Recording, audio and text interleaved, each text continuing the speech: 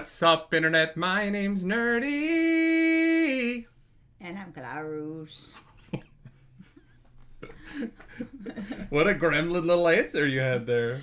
Well, you went all fancy, and I was like, I don't know. It'd be like the bass line at the end, you know? Welcome to the Nerdy. The Wordy. The book club. We're talking about chapters 13 to 24 of Dungeon Crawler Carl, Book 3, The Anarchists Cookbook. Hell yeah. Right now. Can't see chat. I know, I'm sorry. Can't see chat. I'll fix it. I'm panicking. I can't see chat. How you doing, chat?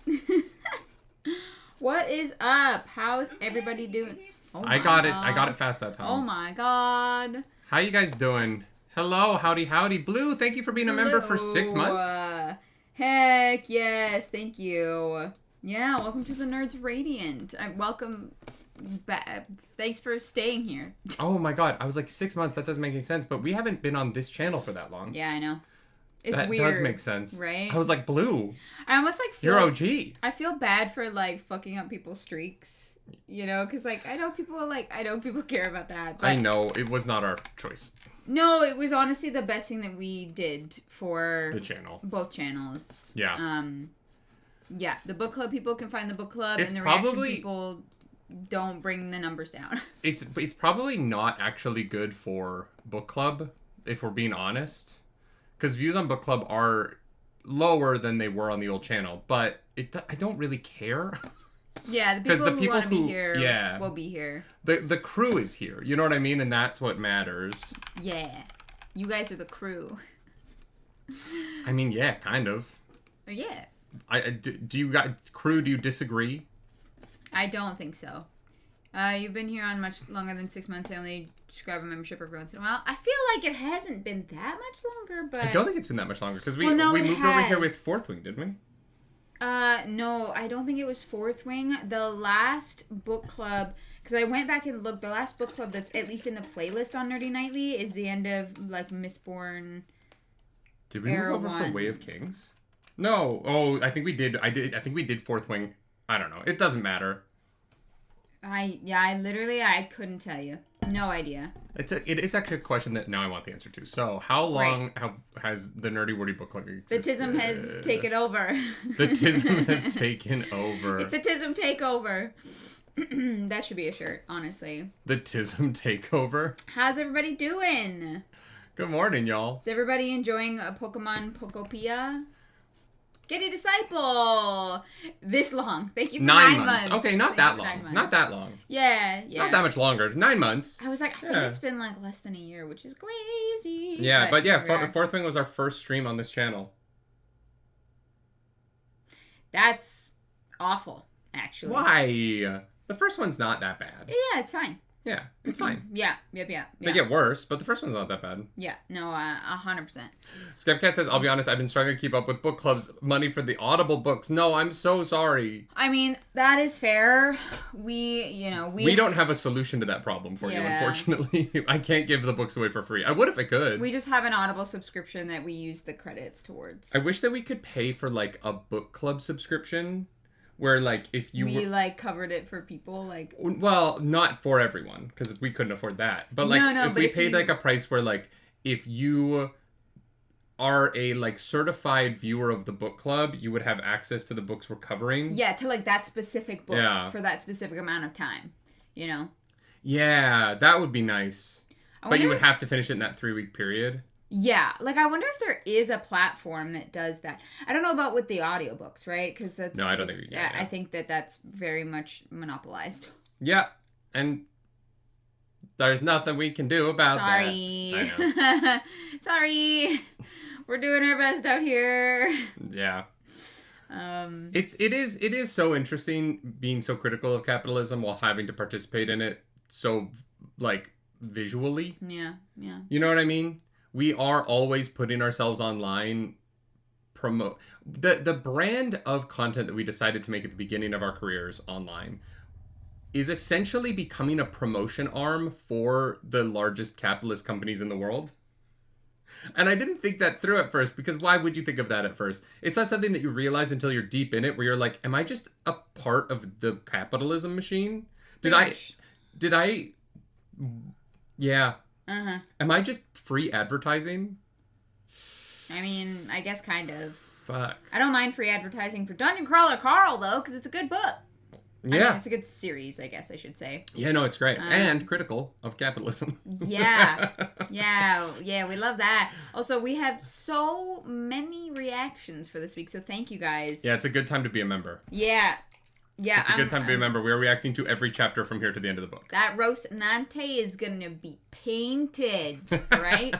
It's taking me a long time. I don't know if you've watched the reactions, but I'm doing all of the line work by hand, and I'm like, so we're gonna get there. Crazy over here. Well, are we just part of a society? Yes. Yeah, Jonathan. Yes. Oh, and Bryce, your job forces you to use AI. I'm sorry. I'm sorry. Yeah, yeah. That's a tough position that a lot of people are in right now. Keyworm says, wait, am I a paid shill is not the revelation I wanted to have today, folks. I think you're only a shill if you take money to like things. Yeah, like if you're not honest about how you feel about things. And we are, first and foremost, honest about how we feel about things. Yeah, I think the reality of it, for the way that I think about it, is that I love art and I want people to keep making art. And unfortunately, art has always been expensive. This is not the first time in history that art is expensive. For many sections of human history, art is mostly about religion because the church paid people to be artists, right? And it was, in some places, illegal to be an artist outside of the church. Yeah. And so art has never been a vocation that you are able to pursue without a patron or a parent who had wealth, right? And the idea that we're gonna change that now at the end, in the final days of late stage capitalism feels silly. And so I'm doing this to support the artists, not the people, not the patrons. Yeah. But unfortunately, the patrons have to make money in order for me to support the artists. So it's that difficult way of having to understand that, yes, you are a cog in the machine, but that doesn't mean that the machine owns you. Yeah. Kathrak, welcome back. For 9 months, the HEKLA sequence was perfect for reactions. 100%. It was good. I can't wait to talk about it. Yeah, that was a great time. I also predict that in about 50 minutes, several people will show up to book club being like, wait a minute, daylight savings. Oh, I should have pushed that out. I know, I just realized. No. So I was like, fuck, we haven't abolished that already, so here we are. Oh no, Linus Vikstrom's the first one. Book club an hour early. Thank you for being a member. And Catherine, thank you for being a member of the Nerds Radiant. Thank you so much. I know, I was literally just thinking about it. I was like, oh, right. We still do that for some reason. Yeah, mess that up. How long do you think we get rid of it, BC did. So I think that if one province does, the rest kind of we gotta... The problem is gotta make it happen. The problem is BC's gonna have so many problems because the driving across the border into Washington State and the hour changing is gonna be so annoying. Yeah. It's gonna be so annoying. That's why everyone's gonna have to do it. But Arizona does it. Doesn't do it. I don't know, man. So what the hell? Yeah. What the hell? Oh, I noticed it, Getty. Oh my god, I'm still tired. Skepcat says you'd be a shill if you took advertising money, so you aren't shills. I want to be really clear. We will take advertising money. Yeah. You just have to pay us more. Sure. Or don't be shit, Yeah. If something that we really loved was I can only offer you $25, will you talk about this thing? And we're like, we love that thing. Yeah. We'll absolutely talk about that thing. But if you're a large gambling platform and you offer us $450 to make an ad for you by this Sunday, we're gonna say no because that's not enough money to advertise for a gambling platform. Yeah. If you want me to gambling isn't outside of my morals, but it's at the edge of them. Sure, so if you want me to creep towards the edge of my morals, you got to pay me more money. I'm not. Yeah. Here's the thing. I don't mind gambling. I don't mind it exists. People are adults. They can do what they want. The predatory ads drive me crazy. Are what I'm like. Okay, you can do your thing, but you need there has to be a space. It has to be a step away from things. Yeah. I don't think you can advertise for cigarettes anymore, right? I have no idea. Right? I'm sure you can't because I haven't seen a cigarettes ad in. I don't know the last time I saw an ad for cigarettes. Right? I wonder if you can on Kick or Rumble. Yeah, tobacco ones. Yeah. Tobacco ads are banned. Okay, interesting. That's what I thought. Yeah. Yeah. No, it's the ads that drive me crazy, and so I'm like, Geeworm brings such an interesting point about daylight savings. If you live near the border, yeah, and your phone connects to different cell towers, and that your phone's time is constantly changing, that's a nightmare, and I am so sorry. I'm truly so sorry. That's wild. Oh, Didn't think about that. Nuts. Do you also like accidentally get roaming charges if you live too close to the border? I could see that. Yeah. Oh, remember when we had a book club set? Yeah. I miss sitting in those chairs. Yeah. I miss the book club set. We're working on it, y'all. It's gonna take a while. The attic, bathroom whole attic first. has to be bathroom first. It's been a week of adventures in trying to get our bathroom functioning. Yeah. Water started pouring through the roof. It was a good time. Yeah, I took my first shower in our new house, and Clarice yelled up the stairs, "There's water coming through the ceiling!" Yeah, it's oh my god. But we found it. We can shower at home now. We just can only use the wand part of our shower and not the rain shower head. So I'm gonna lose my mind. But we will have glass in like a month. Well, I have to call them and like a month. Yeah. So our bathroom will be finished. Yeah. By my birthday. Yes. We also might be at 100K on the main channel by my birthday. Guys, we might be at 100K on the main channel. Thank you to everyone subscribing over the main channel. It's been wild to watch it grow because of Heat of Rivalry and One Piece and Fallout and Night of the Seven Kingdoms. Night of the Seven Kingdoms. We've been doing. Huge. It's been doing really well lately, and that's been fun for a channel that had sort of stagnated for a while. It feels like we. Yeah, we went and looked at our analytics, and it was like, oh, there's the strike. Yeah. Yeah. Oh yeah. Oh, there's the writer's strike. Yeah.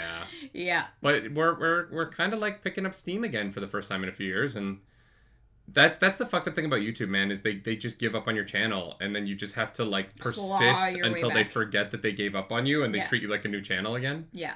And we're on the other side of that, so thank you to everyone who's watching the content and liking it, subscribing, commenting, and we're growing again in a way that's really exciting. I just want to hit 100K. After 100K, I don't think I'm gonna be as like, because the next real goal after that is 1 million, and it's like, whatever, who knows. At 100K, we get a trophy. We just want a trophy. I just want one trophy. Yeah.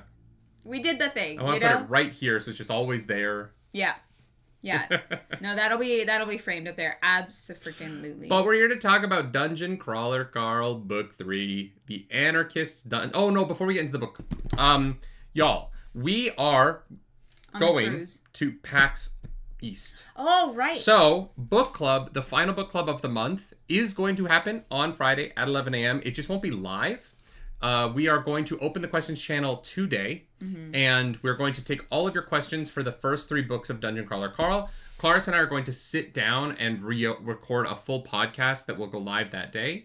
We had done this once before for a full book recap. Yeah. And so we are going to do a question and answer full book recap that's going to be a premiere YouTube video instead of a live stream. Yeah, so there will be a live chat. There will be a live chat. We'll probably be in the live chat. Yeah, we'll just be in it from our Airbnb, or the con floor. Yeah. So we are going to do a not live book club for the 3 book recap for Dungeon Crawler Carl before we do the Expanse the next week. So that way we don't skip a book club, but we also go to PAX East and get our job done there. Yes. So yeah, get your questions in. Yeah, we'll have to go through, delete the old questions, and reopen up that questions channel for you. Yeah. We'll probably open it. I'll try and get that done today, so there's plenty of time. Yeah, if not, I'll get it done today. Yeah, it'll be up today, and because we'll have to record that on the Monday or Tuesday of that week. So. Yeah, but also for this channel to grow, only doing lives is kind of tough algorithm wise. So we're gonna try and put a actual video up and see if we can't. Thank you, Blue. Find Appreciate some people. That. Oh, thank you, Blue. And then also on Monday, I'm doing the Percy Jackson book 4 book club. There will be 2 audiobook reactions to that this weekend. So make sure that you read the Battle of the Labyrinth, or the Labyrinth Battle, or whatever the fuck the book's called, and join me on Monday for that solo book club where we continue our monthly dive into Rick Riordan's Percy Jackson series. This book is fine so far, but it's getting better. You're also gonna do a One Piece live stream next week sometime. Next after week. All the reactions are up. Yep. We're gonna schedule that. It might even be Oh, well, no. Next weekend is Comic-Con, so... Yeah, and Thursday night we're recording the session 0 for that next project. Oh, God. Yeah. We haven't... Chat, we got our next big project cast for Roleplay Relay. So oh, boy. We start filming on Thursday. We're not going to film the actual show until May, after my birthday, but we are going to, we're going to be building our characters so that we can get an artist to come make a bunch of art for a show that will be coming out in June. So... Yay! Enjoy that tease. Whoa. Yeah. Was that a good plug? What? I said, was that a good plug? Yeah, I hope so. Go subscribe to the Roleplay Relay. Please do. Our charity event this year is gonna be banging. Like I'm not joking. Like if you're not over there, please be over there. Blue Eyes question limit per person for recap. Usually it's 3. I think we can bump it up to 5 since it's 3 books. Yeah. So if you do have multiple questions, maximum will be 5. Might be a long video. We'll see. Yeah, and if you watch the video and we didn't get to a question, it might just have been edited out, or we'll try and answer everything. But if there are 2 questions where I basically just give the same answer, we're gonna do our best. Yeah. Have we announced the cast? We have not announced the cast yet. No one has signed a contract yet. So we'll probably announce the cast. Honestly, we'll probably announce the cast when we're filming in May. Yeah, like the actual show. Mm-hmm. Yeah, that's absolutely. But fair. Very excited to sit down with them on Thursday and start building out what the little party is going to look like. Mm-hmm. Yeah, and this is for a show that we're hoping to make a long-term show. Yeah. So very excited for that. Yeah. Yeah. Yeah. All right. Anyways. Dungeon Crawler Carl. We are through the second third of the book. Of the third book. Yes. The second third of the third book. Yeah, absolutely. How you feeling about it right now? Pretty dang good. Yeah, I think this is my favorite book so far. Okay, it's so interesting. When we first started doing the train stuff, and I was like, I don't understand what's going on, but it's fine because I'm having a good time. I was like, I don't know how much I want to love this book. Like, I was like, it's really hard for me to, like, understand, like, the mechanics of it. So, like, I don't know how I'm going to feel about it.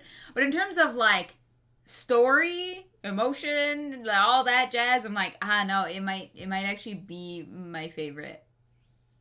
Yeah, so far. I really love the relationship between Carl, Katya, and Donut. Yeah, same. In a way where I was a little worried about Katya. I was worried about what she was going to bring into the party and changing the dynamic. And she's just been such a delight, honestly. Like, I think that having someone with Carl that is struggling much more than Carl is, and is bringing a little bit more of a, like, average human perspective to a lot of these situations. That was the point I was going to make. Has been a really wonderful thing to balance out Carl seeming a little bit insane sometimes. Well, because he's hanging out with a cat all the time. Yeah. And he's always being pushed to his limit by all these people. And him and Donut have some serious and more, like, nuanced conversations, but the books got a little bit bomb heavy. And I think that Katya is pulling Carl back from that a little bit in a way that I'm finding very charming and very helpful for his character. Yeah. And the conversations they're having are just a little quieter and a little bit more, hey, we're 2 people going through something crazy. Mm-hmm. Whereas because Donut's a kid and because Donut is, like, a cat who is obtained as, the ability to speak, she's just always... everything's so new for her in terms of communication. Yeah. And I don't know. I think that Matt Dinniman with Katya has really found a way to pull Carl into something a little more chill sometimes. Yeah. And have these moments where it slows down, even though we're on the train arc where everything's moving really fast. Yeah. Yeah, Donut definitely feels like an over-the-top caricature sometimes, in a way that isn't bad by any means. I love her. But everything is heightened and extreme because she's a kid, right? Everything is experienced in a way that is everything all at once. And, Katya just feels like a normal person just trying to figure out what the hell's going on and survive. Yeah, and honestly, like, she's screwed over by the game and by HEKLA and by her guide. And, Katya in a lot of ways gets the shortest end of the stick in this world. And, you know, we know Carl cares about other people because obviously he's always trying to help people. But there can be a very self-serving and ego-driven sort of methodology behind that. The way that Carl looks at other crawlers but isn't bringing them into the party, and it could be very much about him. Mm-hmm. And what I like about his relationship with Katya is that he is acknowledging what she's struggling with in a way that is very not self-serving. Yeah. Right? Because he wants her to stay, obviously. And, you know, by the end of this, he gets that. But he isn't helping her because he thinks that is the outcome. Mm-hmm. He very much thinks she's not going to. Yeah. Even though he would love for her to. Yeah. And when it plays out the way that he does, I'm sure there's an immense amount of relief in him that she's not leaving. Because, you know, partially because of the effort that they've put into it, but also because the relationship is very sweet. And I just think that Matt Dinniman rounds out Donut and Carl so beautifully through the way they are connected to Katya. Yeah. I'm still very worried that Donut still has the kill Katya coupon and that she lied to Carl about, you know, I know. throwing that away. But I know. I hope she isn't. Yeah. Because after what they go through with HEKLA, or I hope she throws it out soon. Yeah. But before Katya finds out that she still has it. Yeah. Although, actually, Donut hasn't lied to Katya about that yet. So that's interesting. Mm-hmm. And Carl hasn't told Katya yet that Donut said that she threw it away. So that is actually an interesting sort of wrinkle in that. Yeah. And but again, that's another thing this week that I thought was just fucking brilliant. The Katya coming to Carl, and it's why it's great that there's 3 of them now. Yeah. Right? Katya coming to Carl and being like, hey, I saw Donut do this. It made me concerned. She threw out your coupon, but not mine. Mm-hmm. I don't know that I'm welcome here. And then Carl is like, no, you are. I'm going to check in with Donut. And then Donut being like, no, she is. But you don't know if it's true. That inter-party problem stuff and the ring that we get from Frank. Wild. Those kind of inter-party politics and sort of the deeper conversations about them can't really happen in a 2-person party. Yeah. Because you're either on the same page or not. You're either fighting or you're not, right? Yeah. Whereas this sort of, I'm talking to this person about this person who's talking back to this person, but not the first person, becomes just so much more nuanced and complicated in a way that leaves all this mystery in relationships. Yes. That I'm really, really enjoying the way in which Matt Dinniman's exploring. Yeah. Yeah, and I think that, like, in a weird way, I do think getting rid of Mordecai for a moment has helped with that, because Mordecai is such an interesting character in that, like, yes, he is his own person with goals. Clearly, he tries to attack that guy in a safe room, and even though he knows better, he fucks up. Yeah, and he gets put in timeout. Right. But he is also, like, incentivized to help Carl and Donut. Because he gets more out of it the longer they survive, right? And so his interactions with Katya are so interesting because at the time they thought Katya was going to leave, right? Yeah. And so there was how do we kind of get the most out of this person before they fuck off? From Mordecai. And not that that makes him like a bad person, but he's like, I'm just trying to do the best that I can. So taking him out of that picture lets the 3 of them figure out their dynamic. And now taking HEKLA out of the picture, I'm really, really curious how that is going to further shift the relationship. Well, and it's so nice that she's going to stick around, Katya. Yeah. But at the same time, what is the fallout emotionally of her realizing she was being used? Right? Yeah. How does she trust Donut and Carl to not be doing the same thing? Yeah. Right? Especially with the idea of... Oh, we got the first one. we got the first daylight saving. I'm so sorry, Amboss. We'll see you on the other side. The other nice thing I think about taking Mordecai out is that Mordecai was getting a little bit pushy on what they should be doing. Like, Carl is backseat dungeon crawling, but Mordecai is very much backseat dungeon crawling. And I think that... It's like, you're going to spend your coupons on this, we're going to get this, we're going to get this. And it's not bad advice, but it is like, this is what we're getting. Well, and Carl being able to just Mordecai ran into this. What do we do? And just receive messages with information as opposed to having to find stuff. Yeah. It was nice in book 2 for that to be a thing. But now that we're in book 3 here, it's nice to kind of bounce back and have some time where Carl and Donut have to figure things out in the field by themselves. Mm-hmm. And I just think it's been a really successful book in that storytelling. Someone, it's scrolled away, but someone said this is where some people DNF the series. And that's really surprising to me because I find this book to just be utterly captivating. Like, it's honestly, this is one of the hardest it's ever been to just stop reading for book club. I know, yeah. Especially because you and I haven't been on the same page about when to do audiobook reactions this week. Yeah. And so I've just, I got caught up to chapter 19 so fast, and then I was just sitting and waiting on it. Yeah. And, because I think I did all of it on Friday last week. And so I was like, but not, we were busy for doing different things, and they're, no one did anything wrong. I'm not trying to call you out or something. No. I'm just saying that, like, I finished the reading really quick, and then I was ready to do audiobook reactions, and then we didn't get to it until Monday, and I spent the whole weekend. It's 2 days, but it felt like forever. Saturday and Sunday, just being like, yeah. And we didn't have time. Like, there was no way we could have. Yeah, but I was just sitting there like, fuck. Oh my god, Hekla's outside the fucking door. I know. Yeah.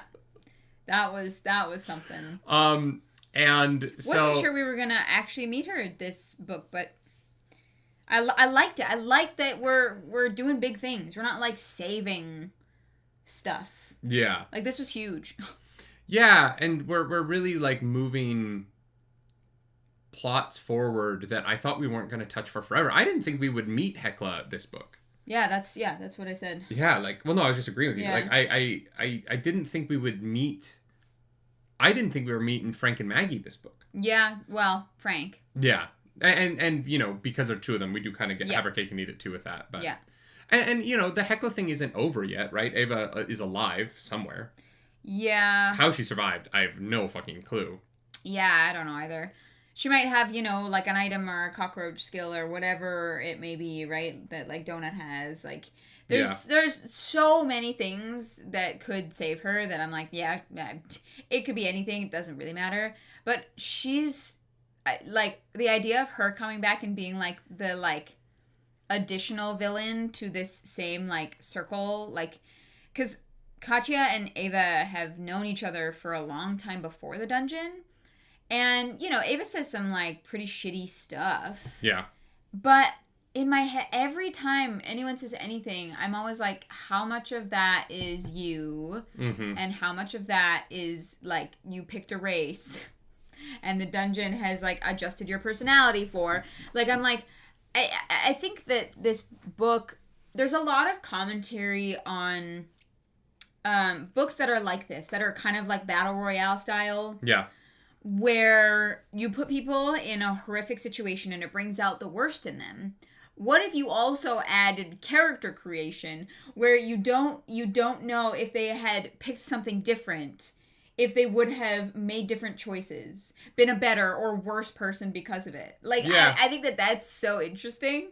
Yeah, I think that for the characters who we didn't meet before their race changes, I don't think that matters so much. Because they are only the characters we interact with. Yes, but because Ava knows Katya from before, I'm like, oh, this is interesting. Is this really her? But Ava and Katya were clearly manipulating people.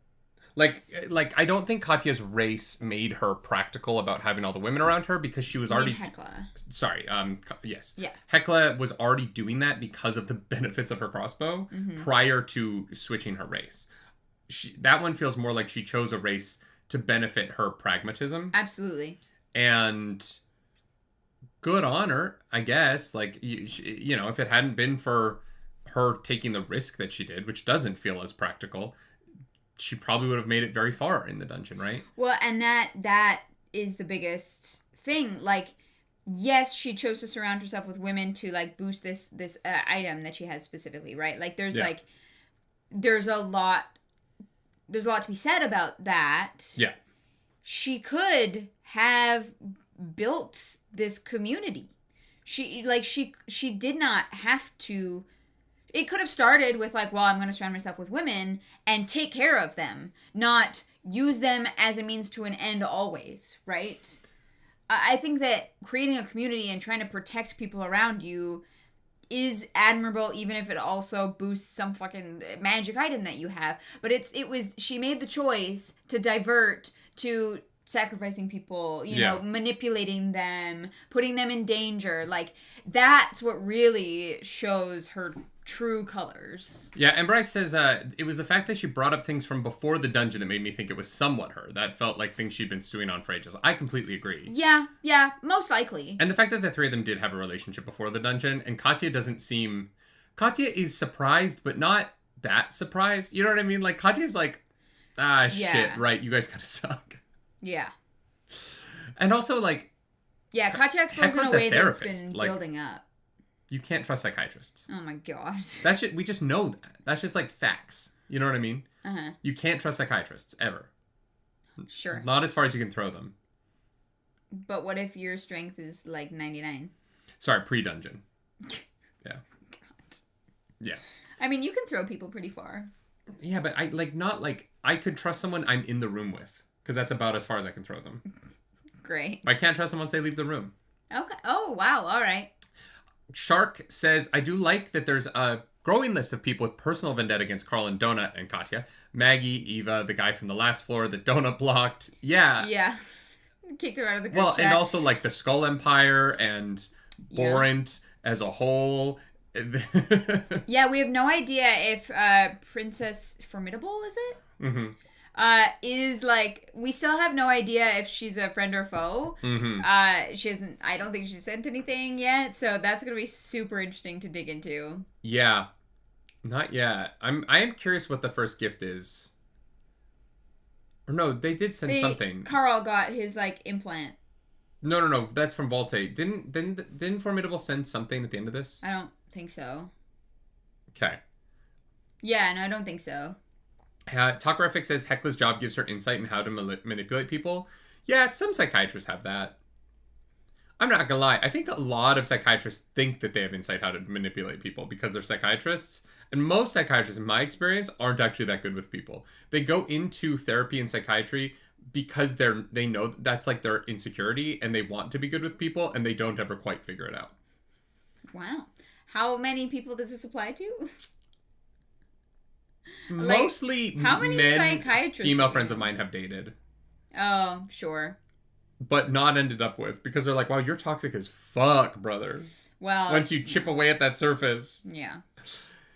Yeah, I think, unfortunately, therapy speak is a pandemic that is ruining Yeah, but that humanity. also includes, like, people who go to therapy and think that they have fucking seen Jesus and know how to navigate the world and that everyone around them is wrong. Like... Yeah, no, absolutely. Yeah. I think that... It's the same people who use their, like, I have ADHD as a shield. Like, you have to make room for me, okay? I'm like, oh, God. Maverick, you're not supposed to say that you were in Army PSYOP and you manipulated people. I'm pretty sure you got to keep that shit quiet, brother. Doesn't that violate the government's going to come for you. They're going to be like, no, Maverick, you can't say that online. We don't do PSYOPs. We're the American military. Everything we do is honest. I mean, like, advertisements are also manipulation. Everything is a manipulation. Oh my God, I think it's Schultz. Andrew Schultz has a bit where he's like, blackface is always bad, right? Except when the Navy SEALs are doing a television ad. And then they're like, blackface in the desert? Sick. Blackface in the water? Sick. Because they always have all the paint on their faces because they're like being all sneaky. And it's such a good bit. I don't like Andrew Schultz's, like, I think he's an idiot for platforming Trump on his podcast and then being like, this isn't what I voted for. It's like, yes, you fucking did, you fucking moron. Unless you're an idiot, which maybe he is. But that one bit is very good. Yeah, so. Chapter 13 was where we started this week. We find out about upcoming appearance on Planet Beautiful, a show that features how wonderful Earth is. Of course. Well, it features how wonderful all of the planets that get destroyed are. And I say wonderful. That's not. Yeah. It tries to share the planet's culture with the rest of the universe. But it's written by AI. Yeah. And their AI writes it about as good as ours would. Yeah, pretty much. Yeah. Yeah. They're about the same.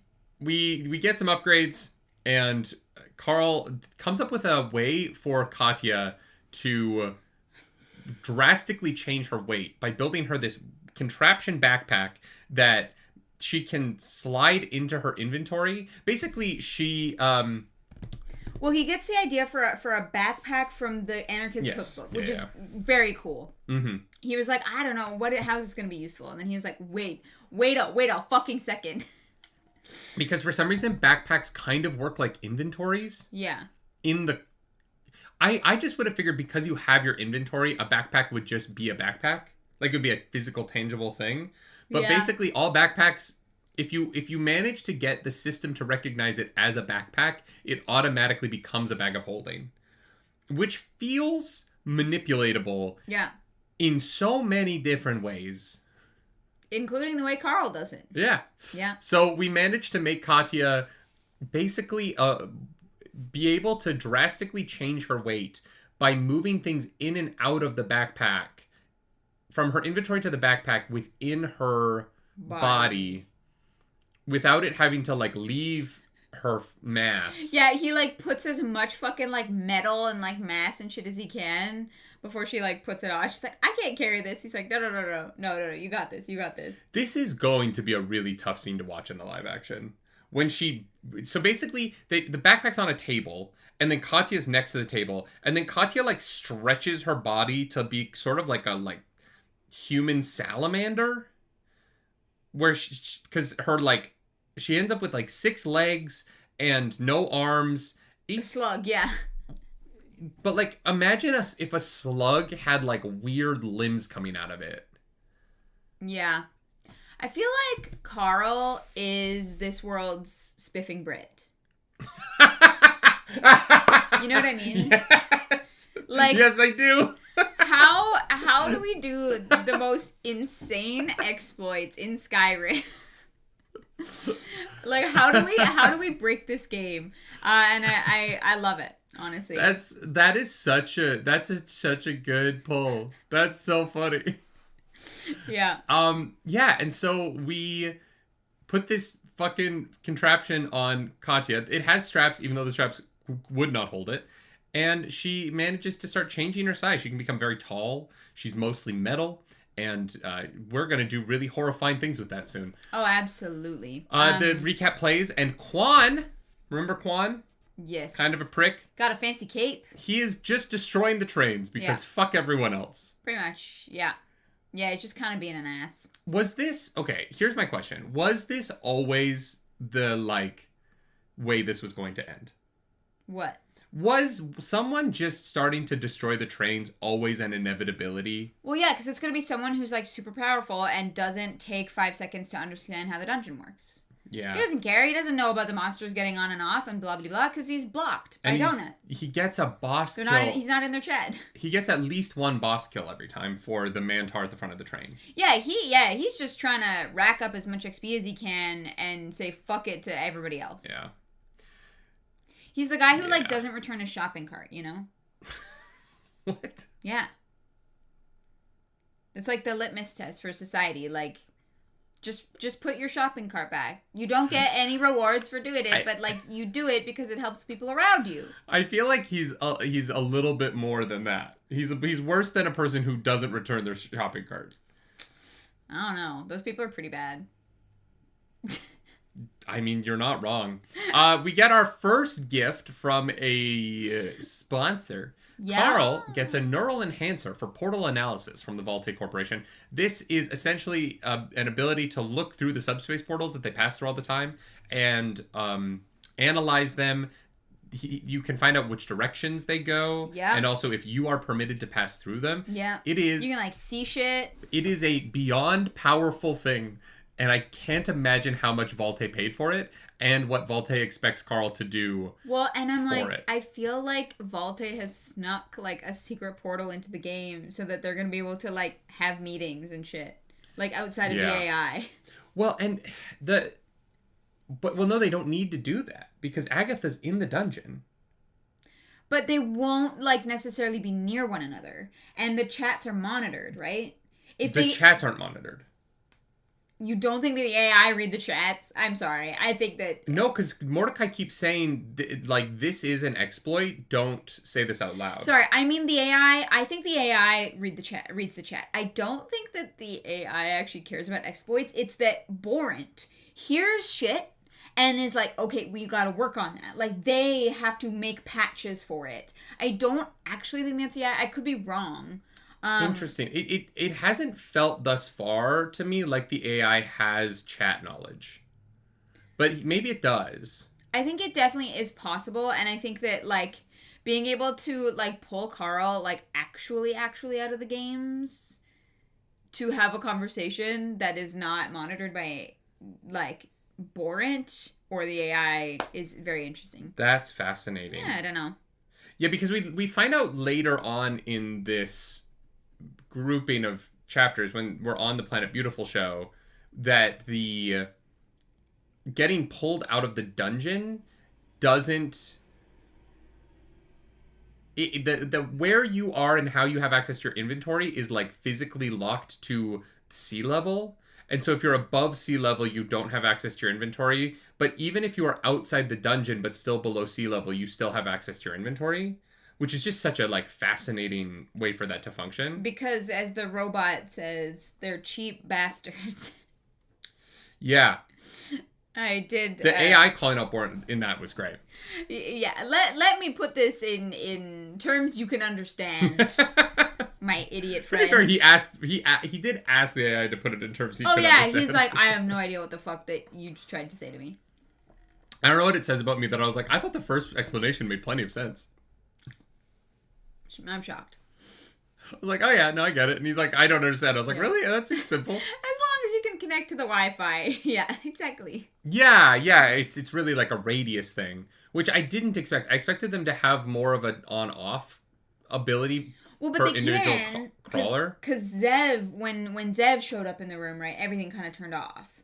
So there is an option there. Yeah, but that was like the room. Like, I think that was the room. Mm-hmm. And so it doesn't seem like there's control over the individual crawlers' inventories so much as they can, like, dampen an area. Mm-hmm. Which I guess probably is actually in the rules, right? That Borant or whoever's running the games cannot have access to an individual crawler's on-off switch, if one exists, because they would be able to manipulate fights by removing people's connection to their equipment and whatnot.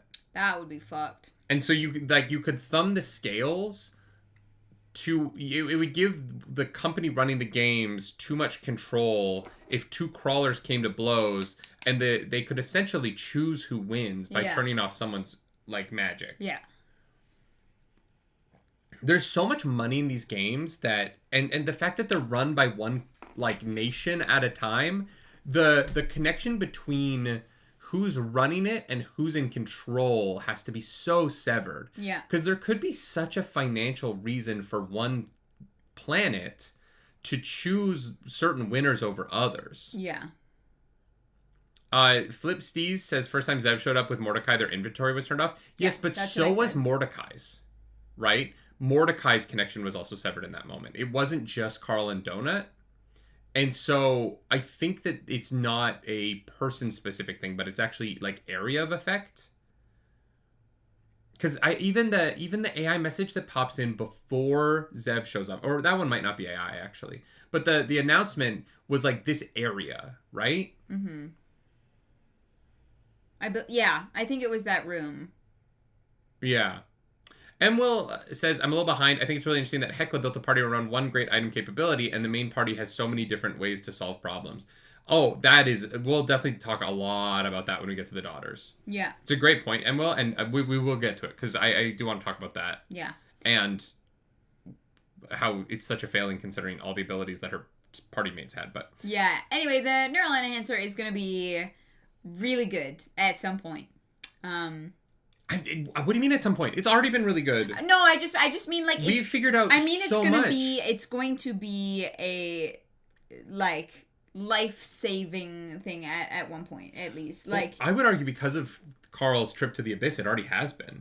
Fair. Right? Like, I think that and also to prep him for HEKLA being in the room, I think the Neural Enhancer has already made such an impact on these books. I think it's all, you know, we've only had it for 10 chapters, and I think it's been an incredible gift. Oh, yeah. That is just, it's worth its weight in gold. And especially with the train level having so many portals, and like this train portals to this, and the ability for Carl to see through the portals and see the ghouls amassing and be able to figure that out without having to go fight a billion ghouls. Yeah. Like, we've already used the fuck out of that thing. Yeah. The battery on it's low. Thank God the battery doesn't matter. Getty Disciple says, I was sad we didn't get to meet Fire Brandy with you guys. I love her as a character. Oh, God, Brandy. Oh. You're a fine girl. What a good wife you would be. Jesus. That's a song. I figured. Yeah. Yeah. From Guardians of the... It's not from Guardians of the Galaxy 2, but it's featured very well in Guardians of the Galaxy 2. Because James Gunn does music real good. Yeah, that's He does fair. music real good. So, Carl realizes the best thing we can do is pass information around. Mm-hmm. Get on the same page. And so everyone starts fist bumping everyone as they're going around. We go back to the Desperado a few times just to fist bump as many people as possible. Yeah. And open up some group chats. Because you know what we need? These group chats. You gotta mute them, for sure. But, yeah. I'm not gonna lie. If we ran into like a really useless crawler who's just like gonna die and we like them, I would pop them into the safe space and just have them run the group chat. Like, there's so many people. Hire someone to be a mod. Yeah. Yeah. Because Carl can't be typing all the time. He's like, and I'm assuming they're typing they're not like typing. It's not like they're like in VR, like, because it'd be too slow for these conversations to be happening. It's got to be like at the, you got to be able to type at the speed of thought. But still, like, there's so many messages coming in. And I do feel like if we find a crawler who is, like, if we run into someone who's like level 9, and we're like, hey, we're going to add you into the Princess Donut Brigade. The Royal Court. God. Your job is going to be like chill in the living room. Yeah. And just make sure that we get important messages because we can't read them all. If this is like an FBI movie, we're the ones that go in with guns and you sit in the van and type things. We need a guy in the chair. Yeah, yeah. And it can't be Mordecai because I don't think Mordecai has access to the group chats. He's too drunk. That's not where I was going with that, but yeah, okay, that too. Yeah, no, we can't have that. Arzu, welcome back for 9 months. What's up, Arzu? Daylight savings does suck. Trust me, I would love if we didn't do that anymore. Sorry about that. Yeah, I don't know. I think we need someone to run the group chat. The group chat's getting a little bit crazy. Yeah. Even Carl like opens it as like, oh my god, there's so many people. Yeah. But good information, even though most of it is coming from Carl for everybody else. Yeah. Other people aren't figuring it out as much as Carl is putting it together. Yeah. Yeah, I mean, to be fair, I'm confused, so. Yeah, but that's not, like, an uncommon experience. God. Wow. Wait, his dog has his own house? Some people are very rich and weird in LA, okay? Hey, that short got us 1 million views on Instagram, so I'm happy. I am sure that some people have houses for their dogs. I'm sure that somebody does. It's LA. People are weird. I don't know what to tell you. Oh man, I'm never gonna stop laughing at that. So we pop down to the Nightmare Express. Carl protective shells the train, and Donut tries to puddle jump them. Carl is unfortunately hit by the train because things go awry. Yeah, he's like, "Oh, that's moving really fast." Yeah, we didn't time this properly, and it keeps picking up speed. So we meet Fire Brandy, who is. Do you want to explain Fire Brandy's whole thing? She's a lady on fire who gives birth for, what is it, like 8 months straight. Something like that. I don't think it's 8 months. I don't know. It's like she pops out a baby every couple of minutes, and like only every like, 5 minutes. Every 5 minutes, and like there's only like 1 out of 1,000 that are viable. And what happens to the other babies? The rest of the babies get burned for fuel. Yeah. Yeah. So. Yeah. Train runs on babies. Yeah. How are we feeling about that? Honestly, it's very on par for this book. There's a lot of weird baby shit. There's weird baby monsters. We blew up goblin babies. Babies are being used as fuel. Like, I'm not surprised. If there aren't, like, devastating ecological effects to it, it is a renewable resource. Yeah, fair. You know what I mean? Like, better than coal. We don't know if it's better than coal. We really don't. We don't know if it's clean, right? It might burn dirty. Yeah. Like, yeah, it might fair. lead to cancer. Although, in their society, they don't really have cancer anymore, I guess. Because they have, like, Probably not. medical stuff that fixes everything. Yeah. That's interesting. Basically, how efficient is it as an energy source? Because, Oh, well, it's kind of incredibly efficient because they burn longer than Carl's supposed to be alive, right? That's true, yeah. So, like, that's incredible efficiency. It's actually a really great source of fuel, you know? Yeah, I don't know. Just like dead babies. What are you going to do with them otherwise? They're dead. I mean, they're like bricks, right? You could, like, build a mortar house. a house. You could have a house of dead babies. This is my dead baby house for my dog. Yeah, I mean, that works. This book's wild. Yeah. It's wild. Firebrandy also sounds really hot. I'm not gonna lie. Like, hot, like, temperature-wise, but also, like... Yeah. It's a sexy voice. Pregnancy's not really my thing. No. So I don't know if that would be it. If it is, Brandy's your girl. The Firebrandy art. Okay, we're gonna live react to Firebrandy fan art. Oh my god. Jesus Christ. Fan art. Yeah. We can do it! Yeah, see? Firebrandy's hot. Yeah. All the art of her, pretty banging. Yeah. I'm here for it. God damn. I want a, like, demon lady. Is that a tattoo? Someone has a Firebrandy tattoo. Oh my god. It's Mongo! Holy shit. That's wild. Wait a second. Wait. Chat, we have to show off. No, this is a podcast. You guys can look it up yourself. Yeah, just Google it. Yeah. Damn. I do like that she just is kind of Karlach. I know, in that right? image. Yeah. Yeah, she's like jacked as fuck. So, yeah, we meet Firebrandy and we take over a train. Go team. Yeah. Chapter 15, Carl gets on the Nightmare Express and has to learn how to drive it. And so he is not able to stop in time to be at the platform where Katya and Donut are. So Carl goes off sort of really for the first time solo. Yeah. We haven't for like hours at a time. We haven't really separated from Donut ever. Yeah. Before. Yeah. This is the first time Carl's on his own. And we find our way to a repair station. Mm-hmm. And basically, like, there's thousands and thousands and thousands of train cars in a giant pile underneath him.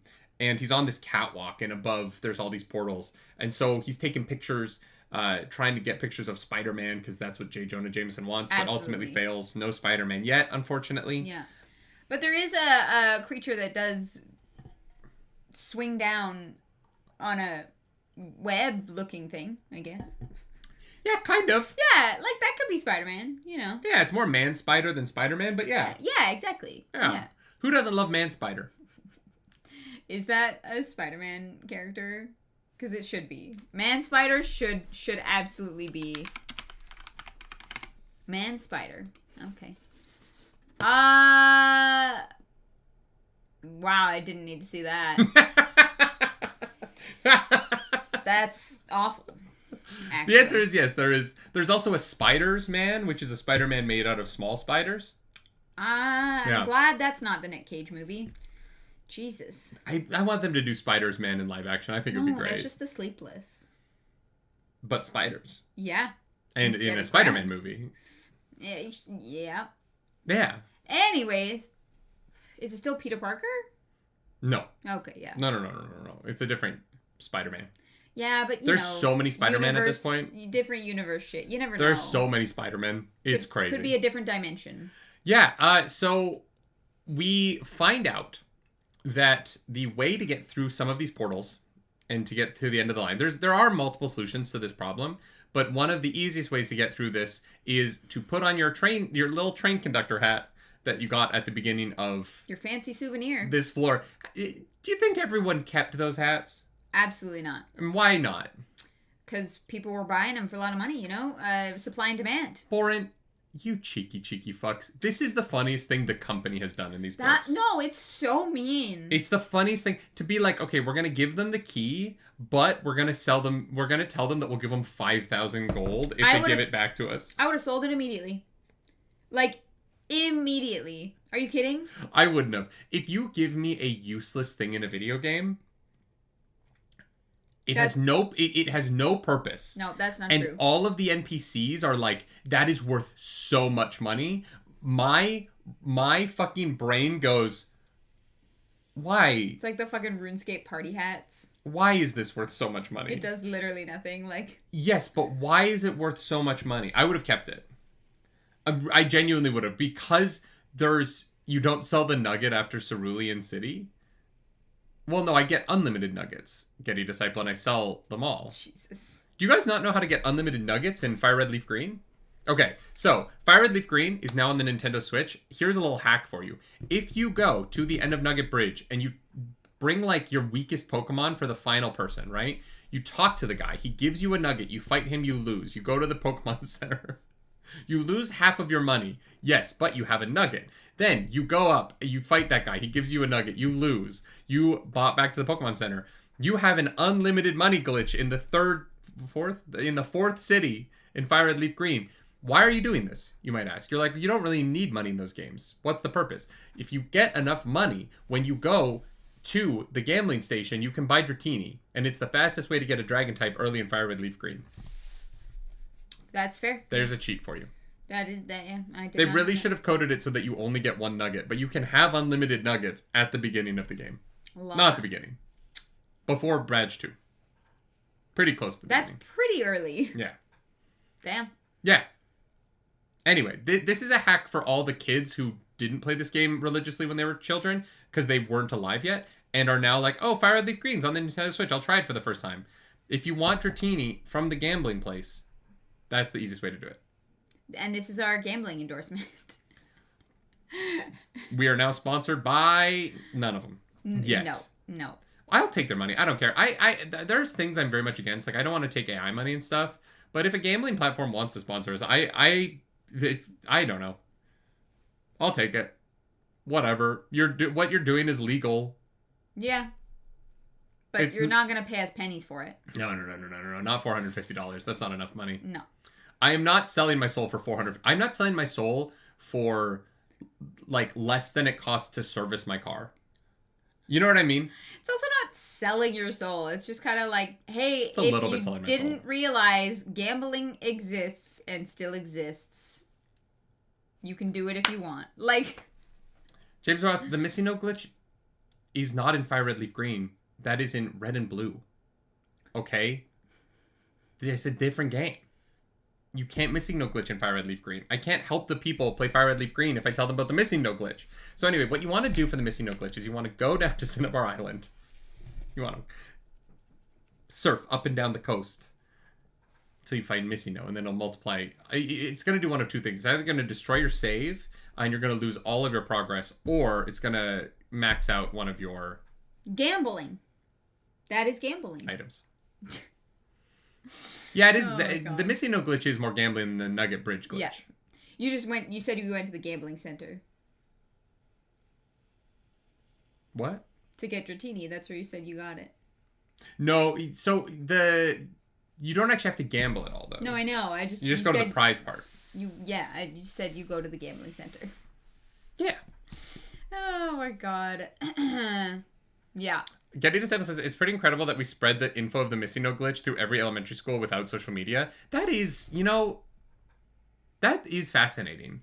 I don't know how I found out about the missing note glitch. We used to call people, Yeah, but, like, who figured that out, and how did we pass it around? Like, there weren't even really, like, internet chat rooms when I knew about the missing note glitch. This is what I ask myself all the time. I'm like, who figured this out? Yeah. Who fucked up? Oh, actually, you know what? I was one of the first people to discover a new glitch in Skyrim. I know, crazy. But I looked it up, and it hadn't happened to anybody else, and everyone in my chat looked it up, hadn't happened to anybody else. What was the glitch that you discovered in Skyrim? There's the one sword. Yeah. Can't remember. It's red. The red something. Oh my god, I can't. This is your claim to fame, and you don't remember your own claim to fame. This is the most Claris Polaris moment in the history of the channel. I know. Somebody was there. I don't know. Fabu, are you there? Fabu definitely witnessed this. I accidentally shot I think it's the Red Eagle sword is what it's called, and it turns into a bucket. Oh, I remember that. And I was what the fuck just happened? And then I Googled it, and no one in my chat could find this glitch online. And I was like, I think I discovered a Skyrim glitch. So, that's my claim to fame. Yeah. Wild. I think it was that sword. Anyways. Red Eagle's Bane! That's it. Thank you. Yes. Yeah. I don't know. I love that you discovered a Skyrim glitch. Well, because Skyrim had been out for, 8 years at that point. Yeah. Wild. Yeah. So, Dungeon Crawler Carl, which is basically just Skyrim. Sure, yeah. Someone posted a Pokopia TikTok. Yeah. Where they were like, so I started my island in Pokopia, and I went through this portal, and then my character started to fall, or no, I dug too deep in Pokopia, and my character started to fall, and then I end up in this forest, and it's the opening of Skyrim. Oh. And they land in the cart. That's great. They're like, I dug too deep into Pokopia, and then they do a camera trick to cut their character into falling, and then I was like, oh my god, this is so funny. That's great. Yeah. Hello, my friend. Stay a while. Listen. What? I don't remember what the opening dialogue is. I was trying to pull it. It wasn't there. To Skyrim? Yeah. Oh, good. You're finally awake. That's what it is. Oh, my God. Wow. James Ross, wow. I do not think his name was Marlon Manson, but you're almost there. Was whose name? They're in the chat. They're talking about things that got passed around. One was a singer who had a rib removed so that he could, suck himself off. Oh. And I don't think his name was Marlon Manson. No. I do love the idea of a SpongeBob character whose name is Marlon Manson, who's Marilyn Manson. Incredible. Wait, Marlon Manson is actually kind of a shirt, though. Like an emo goth Marilyn Manson. Yeah. That's so funny. He knows. He's just giving you shit for it. I'm just giving you shit. Because I think Marlon... you mistyped and created something that's so funny. Yeah. Which is Marlon Manson. Oh, God, I feel that. I'm like, how did I type that? I need an artist to make me Marlon Manson merch now. That's so funny. No one would buy it. I would be the only one who wears it. But, I fucking love the idea of Marlon Manson. Just wielding a rib. Marlon Manson, but he's sucking himself off. Oh my god. I don't think you could wear that in public, but... No, it's a fleshlight. From baddragon.com that looks like a fish. Why would it be a fleshlight? It'd have to be a mouth. Yeah. Sure. But no, the mouth is the fleshlight. Oh my god. So you have a fish. All right. That's you have a goth fish. A goth fish. Everybody loves goth shit right now, right? A goth Marlin. That is true. Guys, everybody wants goth girls. If you want to be famous... It's a fish light. If you want to be famous on social media, you just need to have black hair and black lipstick. Just letting you know. That's the hack right now. Are we in Smut Club? Always. Always, apparently. How many chapters have we gotten through? 1? Anyways. We get back to Donut and Katya. Donut has the fucking dopest sunglasses. That basically, she has a magical focus for her magic missiles now. Yeah, they were a gift from Princess Donatia. Yeah. And... Good bean. they're gonna be they're so useful. These gifts are peak. And I love how excited Donut gets about it too. Like, because she could just be like acting excited to get more gifts and like for the fans, but she genuinely is just like, oh my god, I love them. Yeah, and she just like loves Donatia. Giving Donut a sponsor that she has a relationship with was such a smart choice. I know. It's just so clever because there is the personal connection there between two people who, granted, they only spent an hour together on a show, but they vibed. Yeah. And I don't know. The way Matt Dinniman is seeding in things from outside of the dungeon is so smart. Yeah. Like he's playing at such a deep level. And it's so funny because the book seems so simple. The trappings of the books are so simple. And yet it's just there's always so much going on. And it's wild because, like, how did he plan this out? No idea. It's just crazy. And the fact that he says that he kind of makes it up as he goes is crazy because these things feel so... It feels so thought through. It feels so planned. Yeah. And the fact that it isn't is it's wild. Yeah. It's just wild because it is incredibly complex and deep. Yeah. I'm like, what a fascinating brain you have. Like, Dungeon Crawler Carl is one of those series where, like, no, it is that deep. Yeah. Oh, yeah. It's funny, like, someone commented on, I think it was one of our reels. It was like, is it worth the hype? Like, I see this thing everywhere, and it just seems like a male power fantasy. Ugh. And I was like, I 100% understand why you think that's what this is. I don't. No. If you hear about Dungeon Crawler Carl and you're like, some dude and his pet cat go around, like, fighting people and, like, leveling up, I'd be like, I think I understand where you get that idea from. I thought this series was going to be far more surface level than it is. When we first started reading it, we thought it was going to be a fun time. We did not know, like, how multi-layered and complex and fascinating this series has been. And I commented, I was like, hey, like, I see why you might think that. It is so much more if you give it a chance. Yeah, because I would describe this series as man builds a socialist revolution after an alien force co-ops the planet for their entertainment in a violent and destructive death battle. Pretty much, yeah. Right? Like, the reason why this isn't like a male power fantasy is that Carl isn't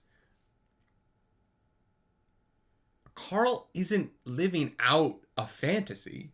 There aren't droves of women throwing them at him. The books aren't very sexually driven. No, his conquests aren't. Well, no, but I'm saying that, like, the problems that I have with, like, a lot of male power fantasies is that it's always like this hot guy who is... He's a good, nice guy. He's loved by every woman he runs into, and his plans always work. Yeah. And he is rich and powerful and, like... And he beats people up and blows things up, and it's really hot. And like, other men, he like talks down to other men, and he's mean to women, but they like him anyway, and all of that stuff. And this series is like, Carl is like, I don't have time for sex. There is a international cabal. This is more like, what if a conspiracy theorist, an asexual conspiracy theorist and a cat started a Marxist revolution inside of a intergalactic game show? It just doesn't feel like... Yeah, women want him, men want to be him. This book isn't participating in that. No, and that's what I'm saying. I think like, if someone were to try, like, before we started reading the book, I didn't know anything about Dungeon Crawler Carl, and I definitely thought it was more like, man goes around and beats people up and blows things up. Like... Yeah, 100%. Yeah. And so that's why I'm like, I kind of understand why you might have had that impression from this if you haven't spoken to anyone who's read it. Because it is really... It is not that. Nick Allen Reed says, at least one woman has propositioned Carl every level. That is true. But are they real women? Well, there's that. But also... The thing about the power fantasy... Wait, no, it's AI wants him. Men want to be him. I mean, that's true. That's true. Yeah. There's two things there. One is that the sexualization of Carl is the reason why this doesn't feel like power fantasy, even though, yes, you're right. Like, there are people saying they would fuck him, is Carl is sexualized in a way that makes him uncomfortable. Mm-hmm. Right? And Carl is constantly, mostly by his cat, mocked for his sexual prowess. Right? Like, Donut literally in this reading now, this week is like, if you were better at sex, maybe Beatrice wouldn't have cheated on you so much. Like, that's basically a line in the book. Carl is not a, like, god of masculinity. And in a lot of ways, his power fantasy, and you find it in this, I think it's because you're not smart enough to see what the book is, like, tearing down about masculinity. Oh, yeah. No, that's what I mean. Yeah. Like, if you're talking to people who haven't read the book and you've only heard snippets of random things, like, that is not what the book is. But I'm saying even like someone like Shadiversity, right? Who wrote that, like, his shitty fucking book that I haven't read it, so I'm trusting the people who have read it and say it's a piece of crap. He would read this book and take the wrong thing out of it because he's not smart enough to understand that this book is tearing the insulation out of the walls of masculinity, even though some of the art on the walls looks like the masculinity he wants, right? Yeah. Where the guy's tall and hot and fucks bad bitches and, you know what I mean, all that shit. When in fact, this book is sort of promoting this idea of Carl as being a person who is a man who has really healthy relationships with women. Carl has non-sexual relationships with women.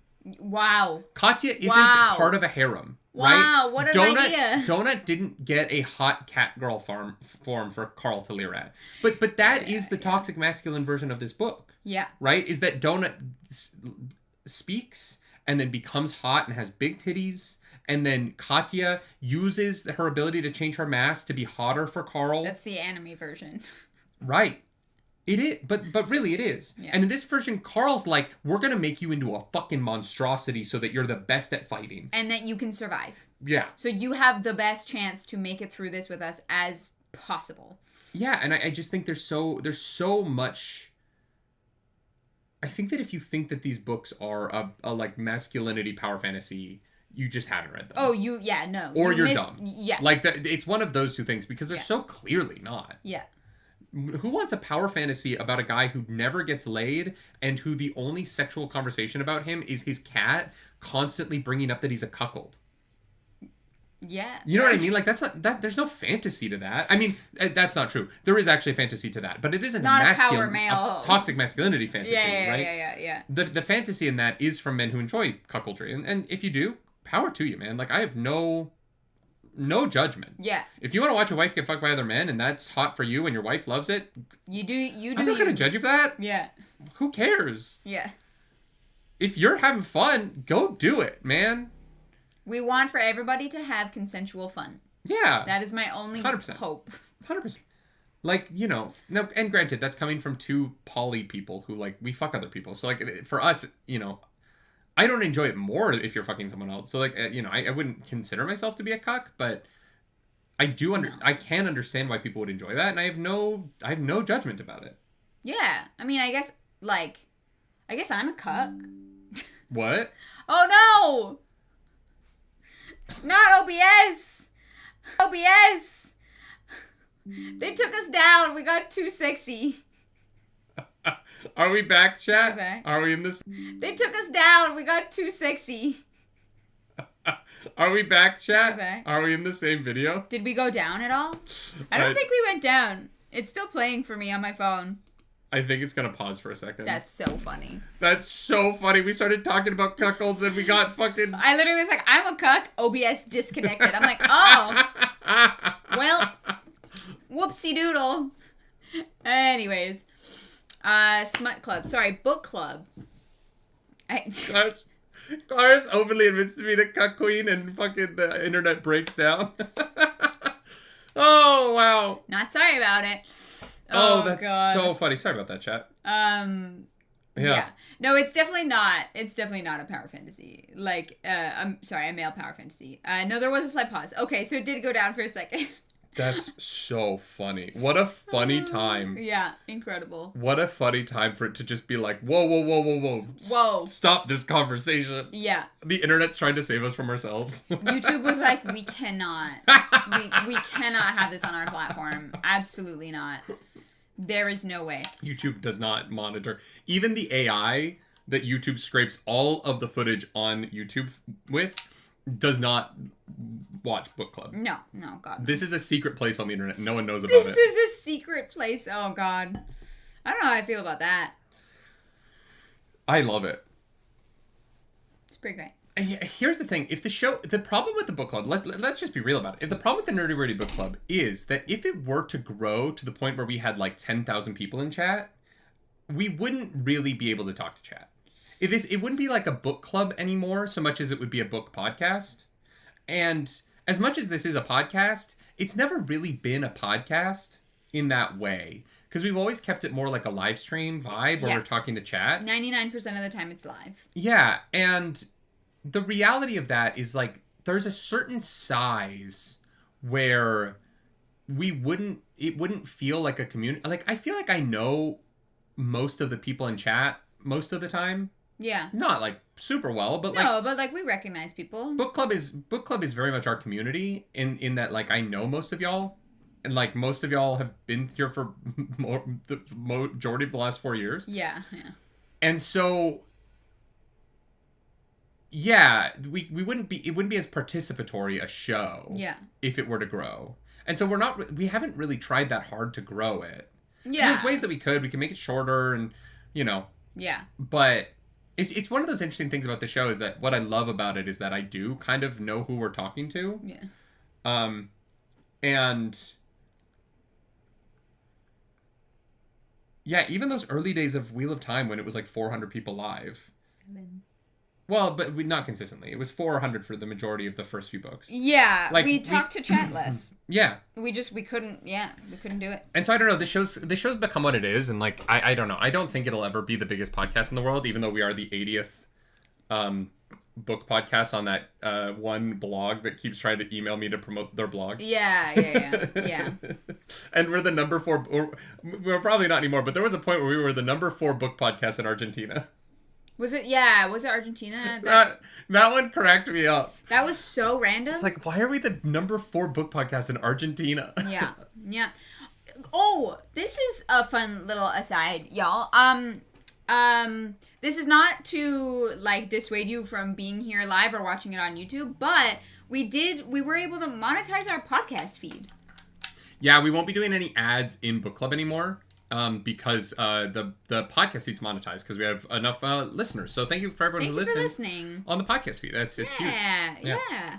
Even if you end up watching the YouTube one, if you want to set this to like automatically download on, your podcast feed or whatever, that all of it helps, and like we're here because of you guys. So thanks.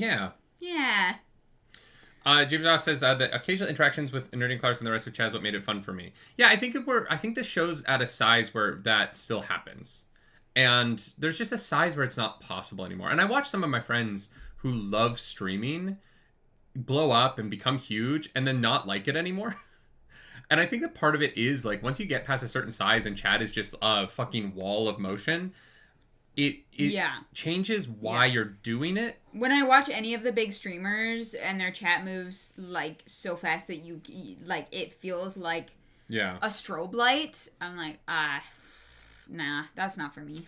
Yeah. It's also easy at our size to kick people out that we don't want here. Yeah.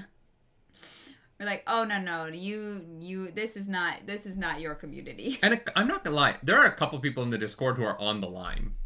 Oh. There's like some people. Carefully. There are some people that I want to kick, and I just haven't yet. Wow. Yeah. What a thing to admit. So watch yourself. Be good in the Discord. No, it's not about being good. There's just a couple people who seem like I don't think they watch book club, so I think I'm fine to say this. There's a couple people in the Discord who it sometimes feels like the only thing they're there to do is complain about me. Yeah. And I'm just a little bit like over it. I'm like, why am I putting up with this? No, that's fair. I think I know exactly who you mean. It doesn't seem like you participate in conversations unless you have like a dig to throw my way. Yes. And that just doesn't look, if you don't like me, that's fine. Like you don't have to like me. But then if you're not here? talking with other people, if you're in the Discord and you don't like me, that's fine. But if you're only in the Discord when you have something to say about me, that's weird. Yeah. Yeah. You know what I mean? Yeah. Like, if you don't like me and you say shitty things about me, but you're also, like, in other channels talking with people nicely about other things, I don't care. That's not what bugs me. But there are some people that I'm like, I only see your name in this Discord when it seems like you're taking a jab at me. Yeah. And I haven't banned you yet, but it might be coming. Reckoning. It might be. Yeah. One day I'm going to have a couple too many whiskeys. I'm going to be like, you know what? Goodbye. Done.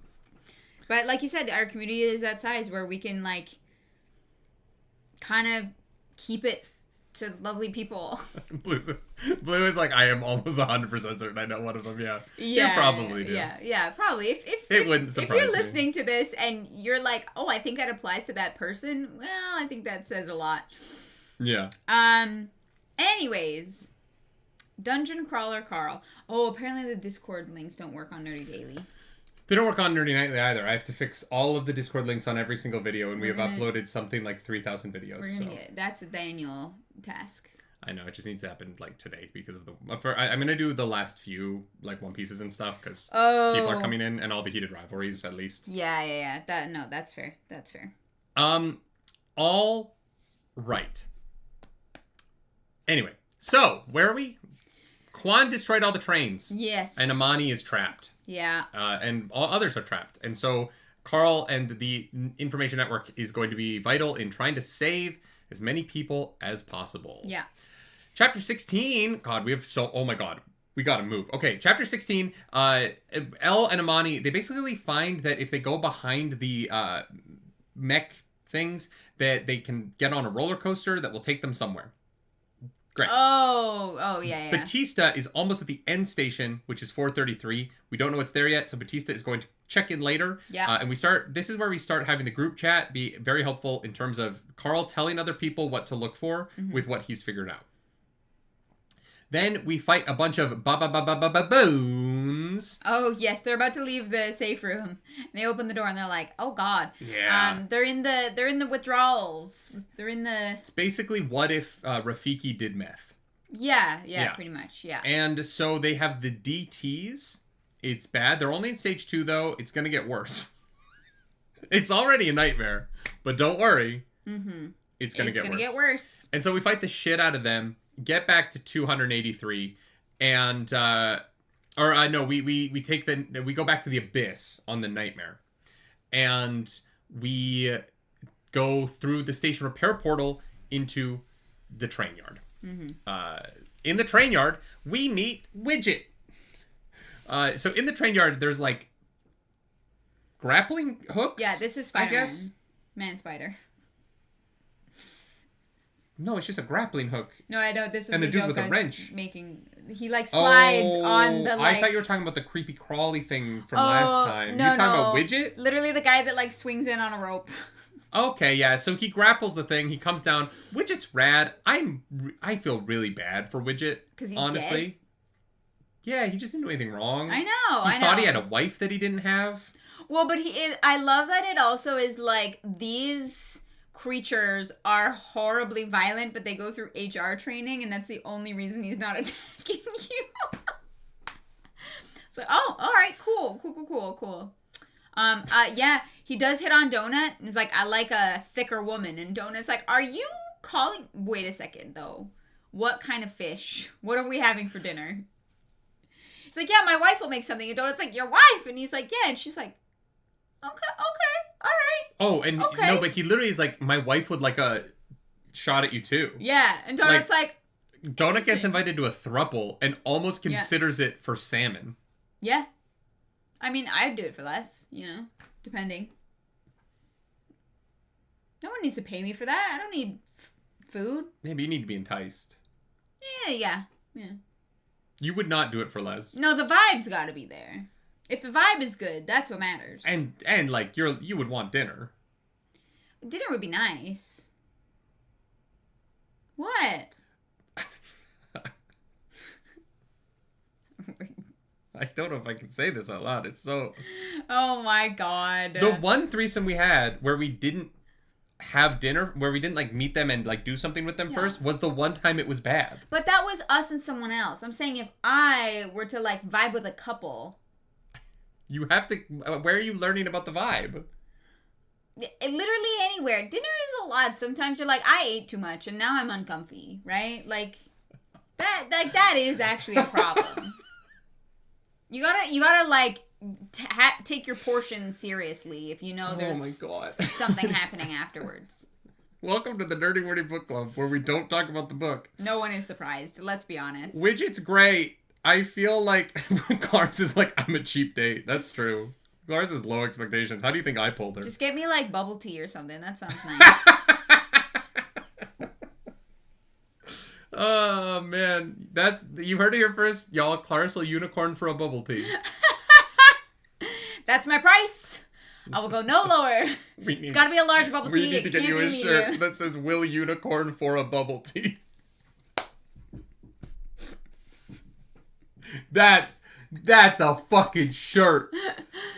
Oh my god, Will unicorn for a bubble tea is so funny. Yeah. Oh god, I love it here. Wow. Anyways, yeah, Donut is considering their proposition, but it doesn't matter because he dies. Yeah. So basically, the problem is that the ghouls are ending up at the repair yards, and they're bubbling over. There's too many of them.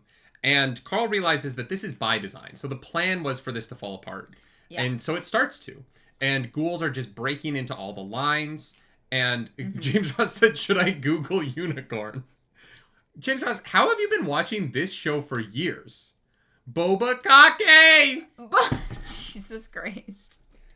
How have you been watching this show for years and you don't know what a unicorn is? A unicorn is like the one person who joins a couple. Like if you're looking for... If you're a couple, women. You are looking for a unicorn.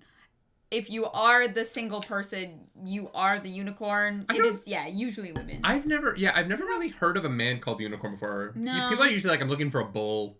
I guess, yeah. But yeah, unicorn is the like single lady that gets brought into a couple. Maybe people use it for men. I've never used it. I've never heard it used to describe bringing a man in. No, me neither.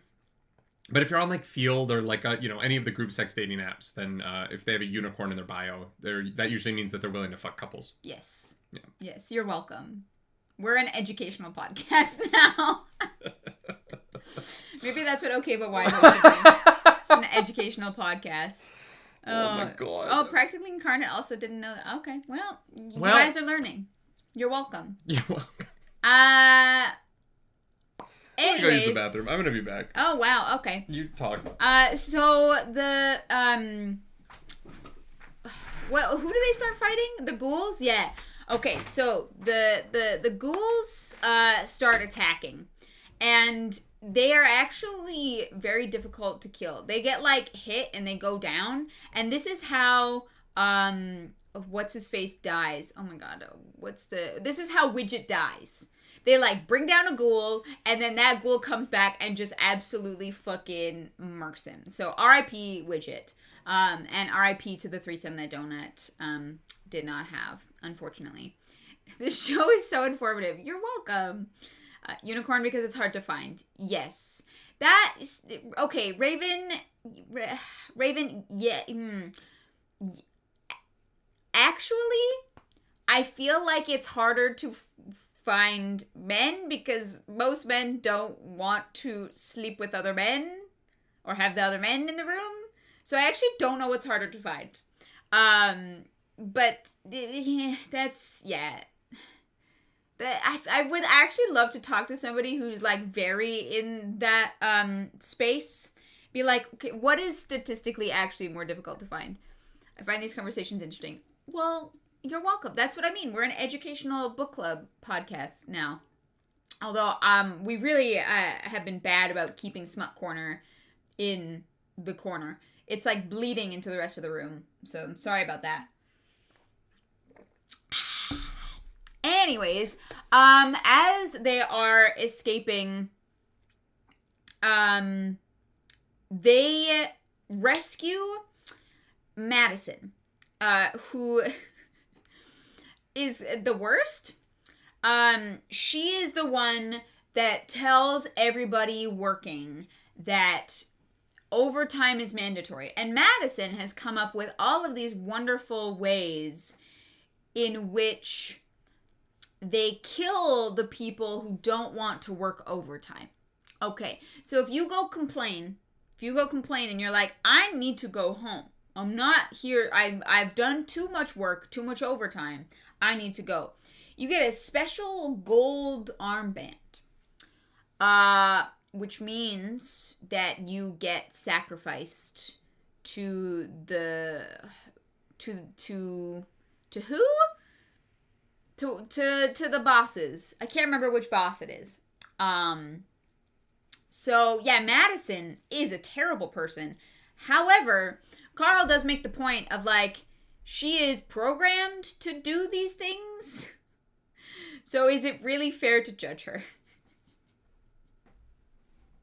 My work network really isn't like these conversations. Oh, Blue, I'm so sorry. Yeah, it's not us, really. It is most of the time it's us bringing the smut out of the corner, but sometimes it is the book, for sure.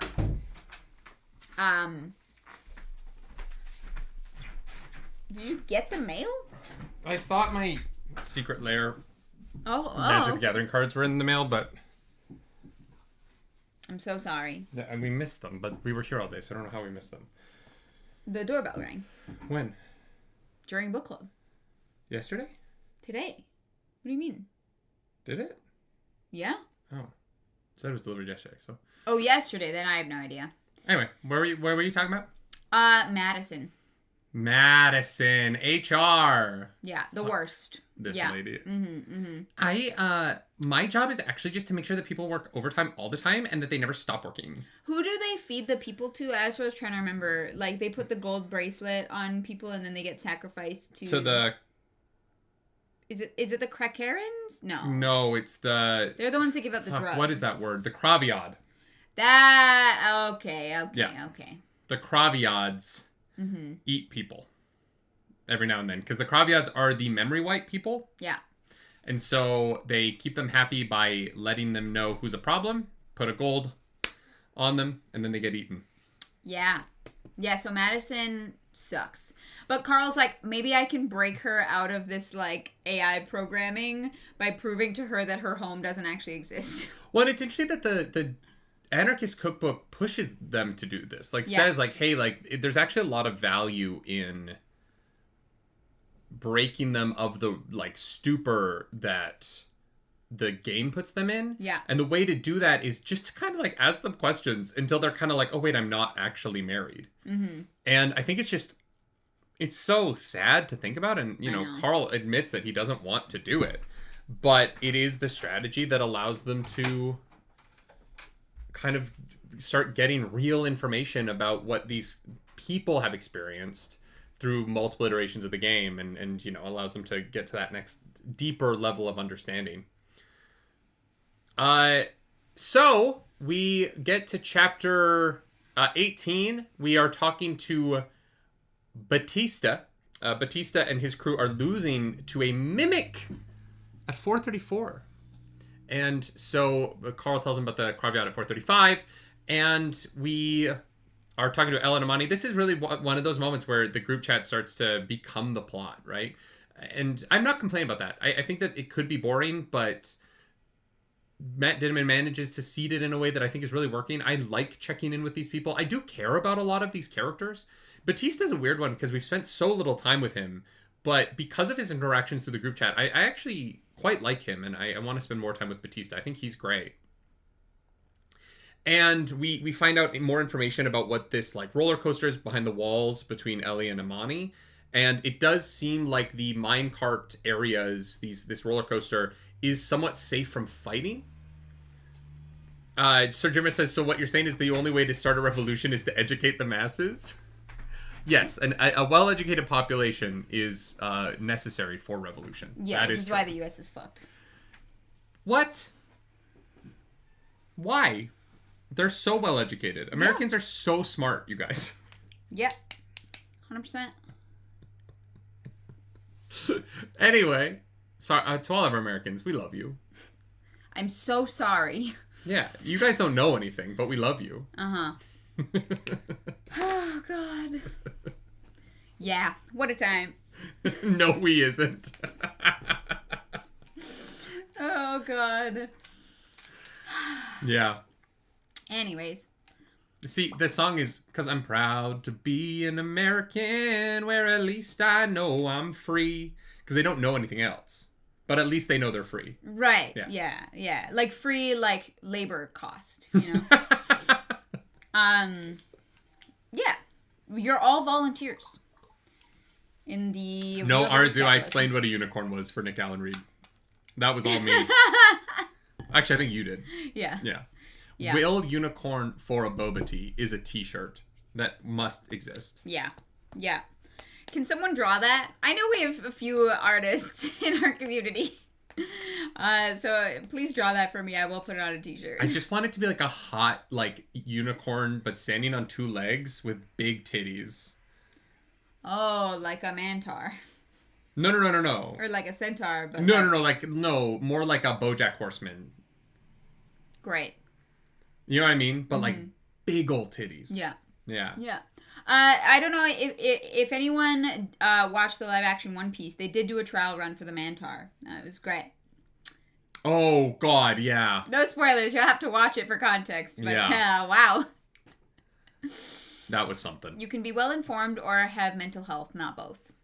Do you think Americans have good mental health in general? No. Stepcat? I don't think. I would argue they don't have either.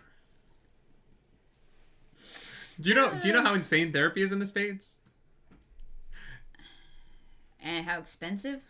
I make that joke, but it's worse in Canada. Do you live in Ontario and you want an ADHD diagnosis? We will get to you in 2.5 years. Well, okay, that's a bit of an exaggeration. I don't think it is. I think it's 6 to 8 months right now. All right, they must have gotten through it real fast because like 4 months ago it was 2 years. Really? Oh, okay. Yeah. I don't know. Yeah, I thought it was 6 to 8 months. I'm an OG. I got 2 diagnoses as a kid, and I didn't have to wait for either of those. I was forced to get a diagnosis in college after my... Anyway. I love this Trauma. for us. Yeah. Hell yeah. Anyway. So we message everybody. We find out about the minecarts, and then we get on... we find an escape velocity line, which we think is going to be important later.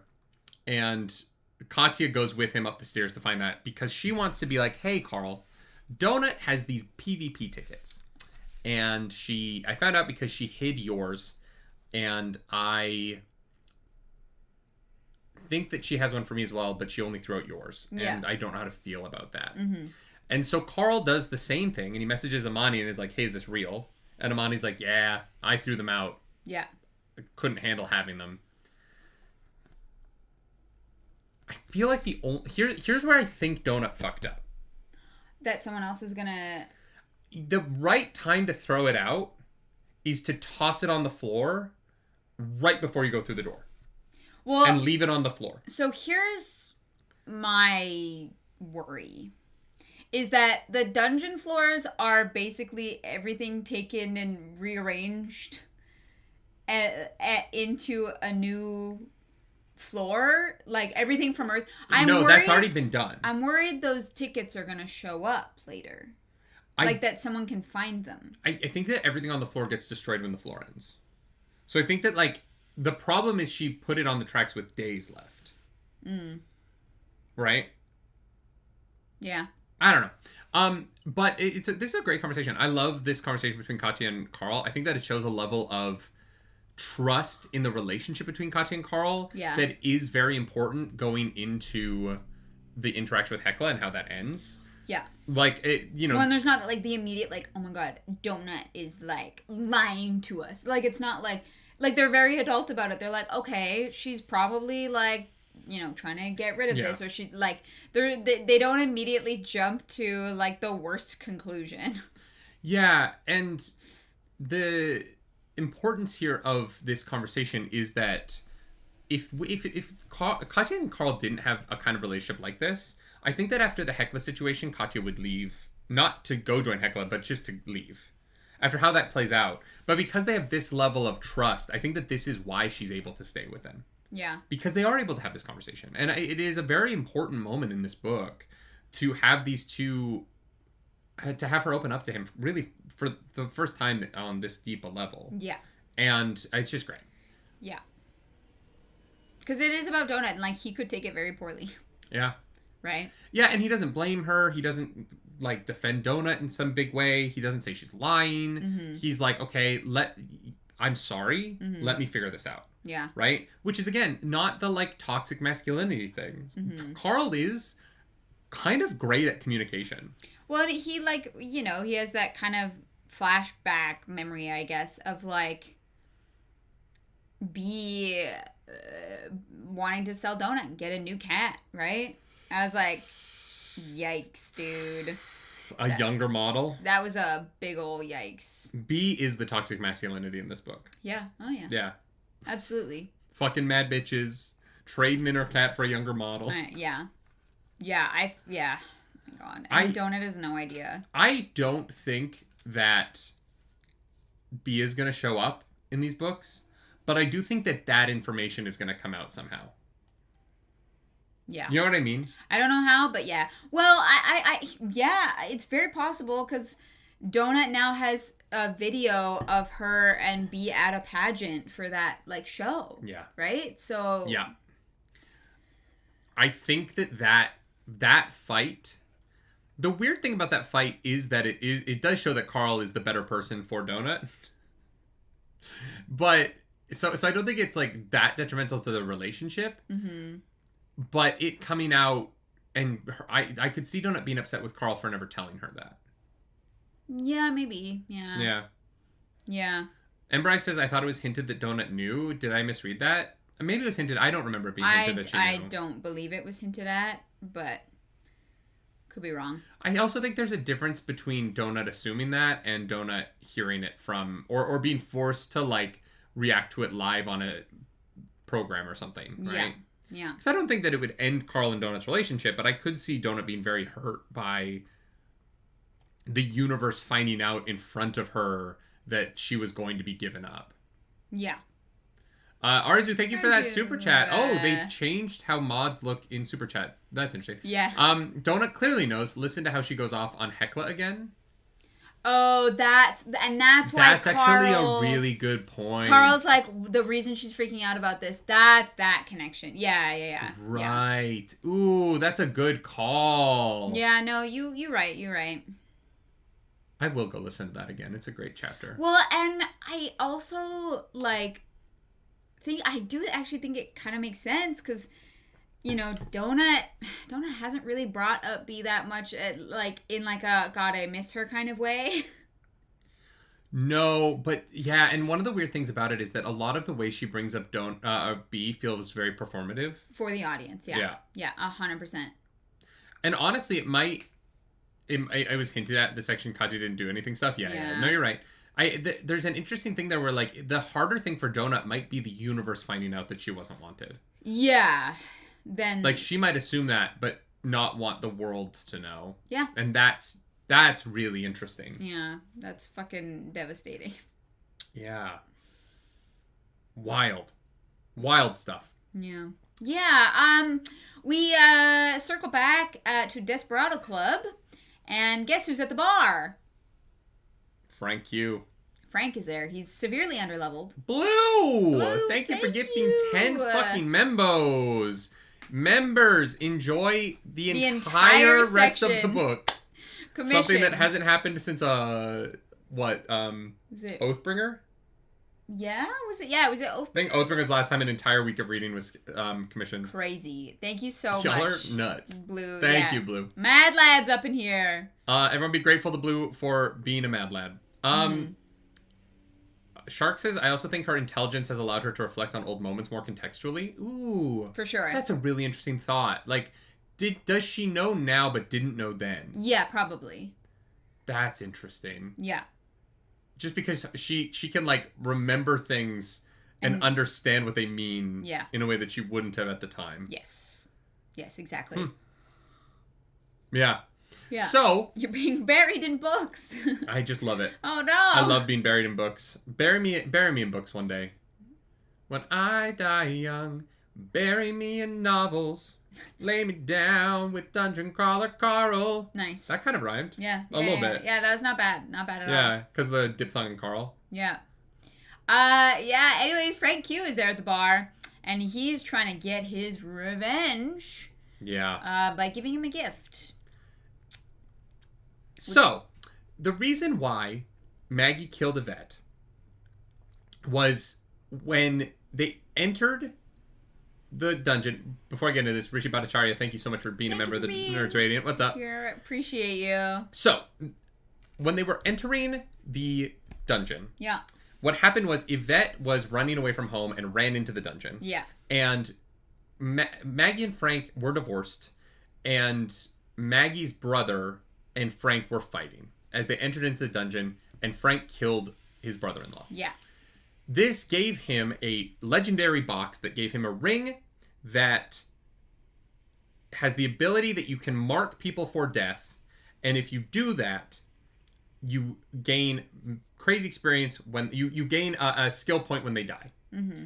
The problem is, once they're marked for death, you cannot heal. Mm-hmm. And you get plus 5% bonus to all of your skills. Yeah.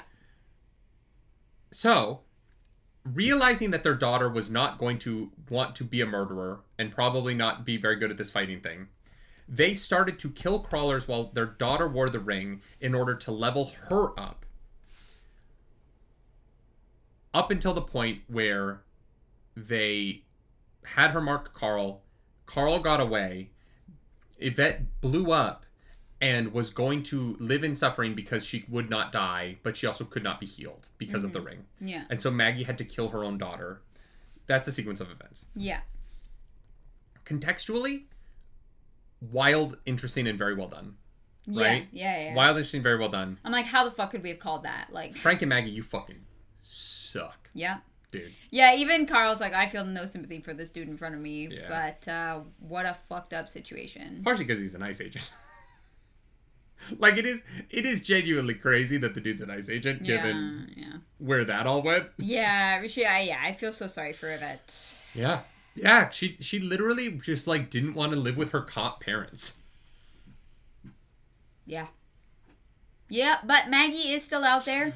She's still upset. The reason that they split up in the dungeon is she wants to take that potion, the Find Crawler potion, but she's been waiting. And he wants to sell it and not go after revenge. Yeah. Which is so, like, the fact that he became this, like, sad alcoholic at the bar because he was like, it's not worth it to kill him. Like, what are we doing? Yes. Like, and I get that. If you became hell-bent on killing one person because we fucked up, you know what I mean? Because we made someone's life hell, and you're like, I want to kill them because we made bad choices. It's just such an insane life choice. Yeah. And, you know, the fucked up thing here is that Frank's right. Frank's right to be sad and be like, we fucked up, and this is on us. He is. Yeah. Maggie's the one that's like, no, I have to blame him because if I'm not blaming him, I'm blaming myself, and I can't be responsible for my daughter's death. Handle that, yeah. Cannot take responsibility. But this is a male power fantasy. Yeah, right, yeah. Yeah, so Maggie and I still out there, and definitely still dangerous. But yeah, Donut shows up with Sledgy. Yeah. They've got cool boas on. Because they went and got a lap Donut dance. took Sledge to the fucking strip club. Yeah, Zev is like, between you in this conversation and Donut getting a lap dance, you're the top 2 feeds in the world, in the universe. Like, I do have a question about that. How do you give a cat a lap dance? Was Donut, like, splayed, like, on her back? Like, tummy rub position? Like... Yeah, and then there's just a dick dangling in her. Like, can you imagine a cat with just a dick and it's just like... Oh, God. Yeah, no. She wouldn't put her claws out. She'd be nice to the dick. Okay, that's putting a lot of faith. In a cat? Her intelligence is like 70, right? Yeah, I don't know. Maybe Sledgy got the lap dance and Donut was like on Sledgy's shoulders, right? Oh, yeah. So it's like both of them. This would be interesting in the live action adaptation. Oh, 1,000%. Yeah, I cannot wait to see. Maybe they'll hire me. I'll play Sledge. No, it's a male. No, they're at the Maelstrom Club. Oh, right. Yeah. Maybe they'll hire me. I'll get a 6-pack for this, Seth MacFarlane. Pull a magic mic. I'll play the stripper that gives Donut a lap dance. I don't need lines. I don't need money. Just put me in the damn show. Actually, I do. You do have to pay me the SAG minimum. I'm so sorry. I actually can't take no money. Yeah. Because I am in the union. But if you pay me the SAG minimum, I will give Donut a lap dance. Yeah. That is my pledge to the Dungeon Crawler Carl TV show. Wow. Damn. Can you imagine being like me going to like Comic-Con and sitting in like the celebrity row and it's like I was the voice of Shredder in Teenage Mutant Ninja Turtles. I was in this fucking movie, and then it's me as like I gave Donut a lap dance in the Dungeon Crawler Carl TV show, and I'm just signing pictures of my dick. Well, I mean, I don't know if they're gonna show that much, but maybe. Fucking better. I want this show. Were there any dicks in Magic Mike?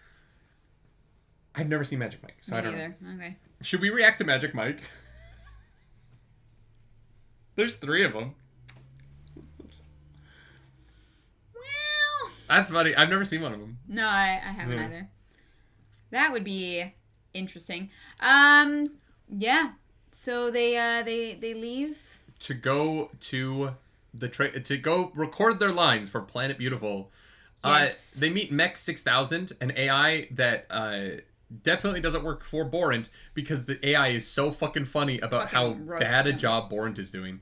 This is where we learn that the layers of the Earth are where the inventory system works. Yeah. And wait, there's no dicks in Magic Mike, but there's boobs? Sexist.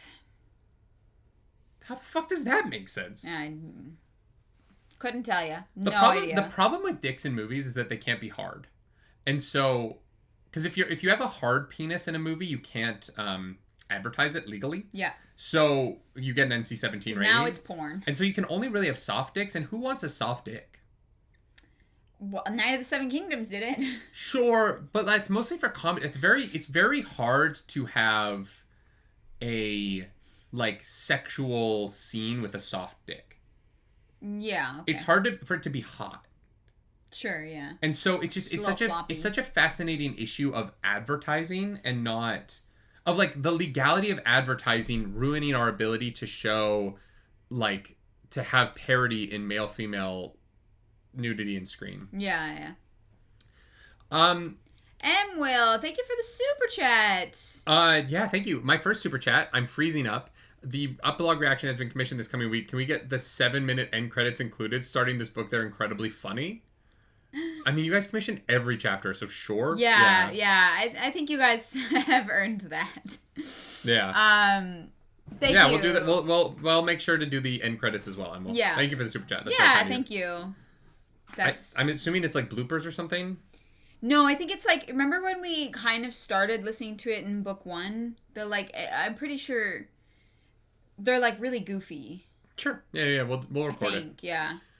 So the AI basically describes how the layers of the Earth works, and Carl's like, explain it to me like I'm 5. Like I'm a Redditor, ELI 5, and she's like, essentially Borant is the dumbest bullshit ever. This dungeon is being held together with scotch tape and a dream. Yeah. The fucking fish are stupid, and they're cheap. So good fucking luck. Yeah. So they get on the show. I was telling you. After this, I was like, this is the Dungeon Crawler Carl is the story of the last season of the show. No, like, the universe is going to be so fucked because of what happens in this season of Dungeon Crawler World. Yeah. They're never doing this again. Yeah.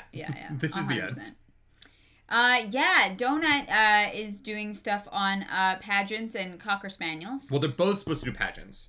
But Donut is specifically doing animal pageantry. Yeah. And Carl is supposed to do a talk on beauty pageants. Yes, and how they're meant to entice a Chad male. Yes. To then get pregnant and then find a beta male to help raise the baby. I do love the photo of Judge Judy. Yeah. I don't even remember what they called it. I'd never heard that term before. What term? The juror or the No, what? adjudicator? Or I No, don't no, remember no, what the no, word no. is. What they call like women who've like had sex. Roasties. Roasty. Yeah, Yeah, I've never yeah, yeah, heard that yeah. term before.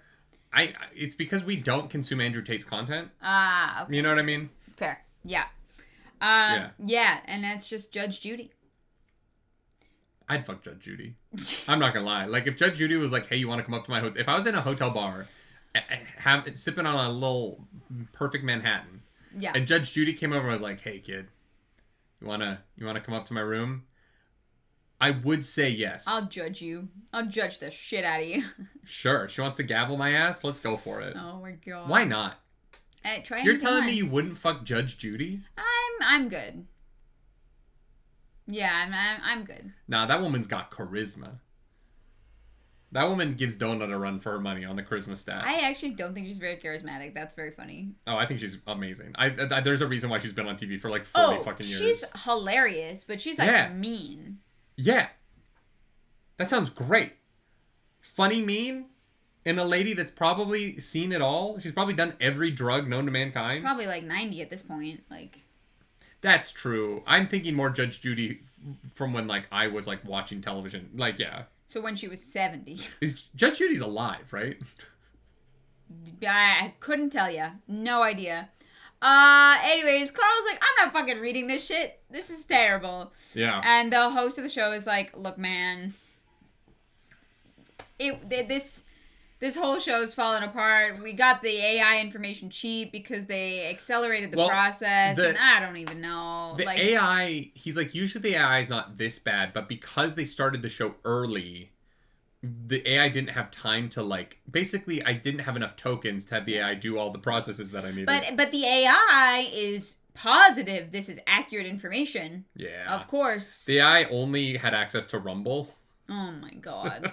Jesus Christ. He's like, but the best part of this chapter isn't even that Carl won't do it. Carl ends up reading some inane shit about video games.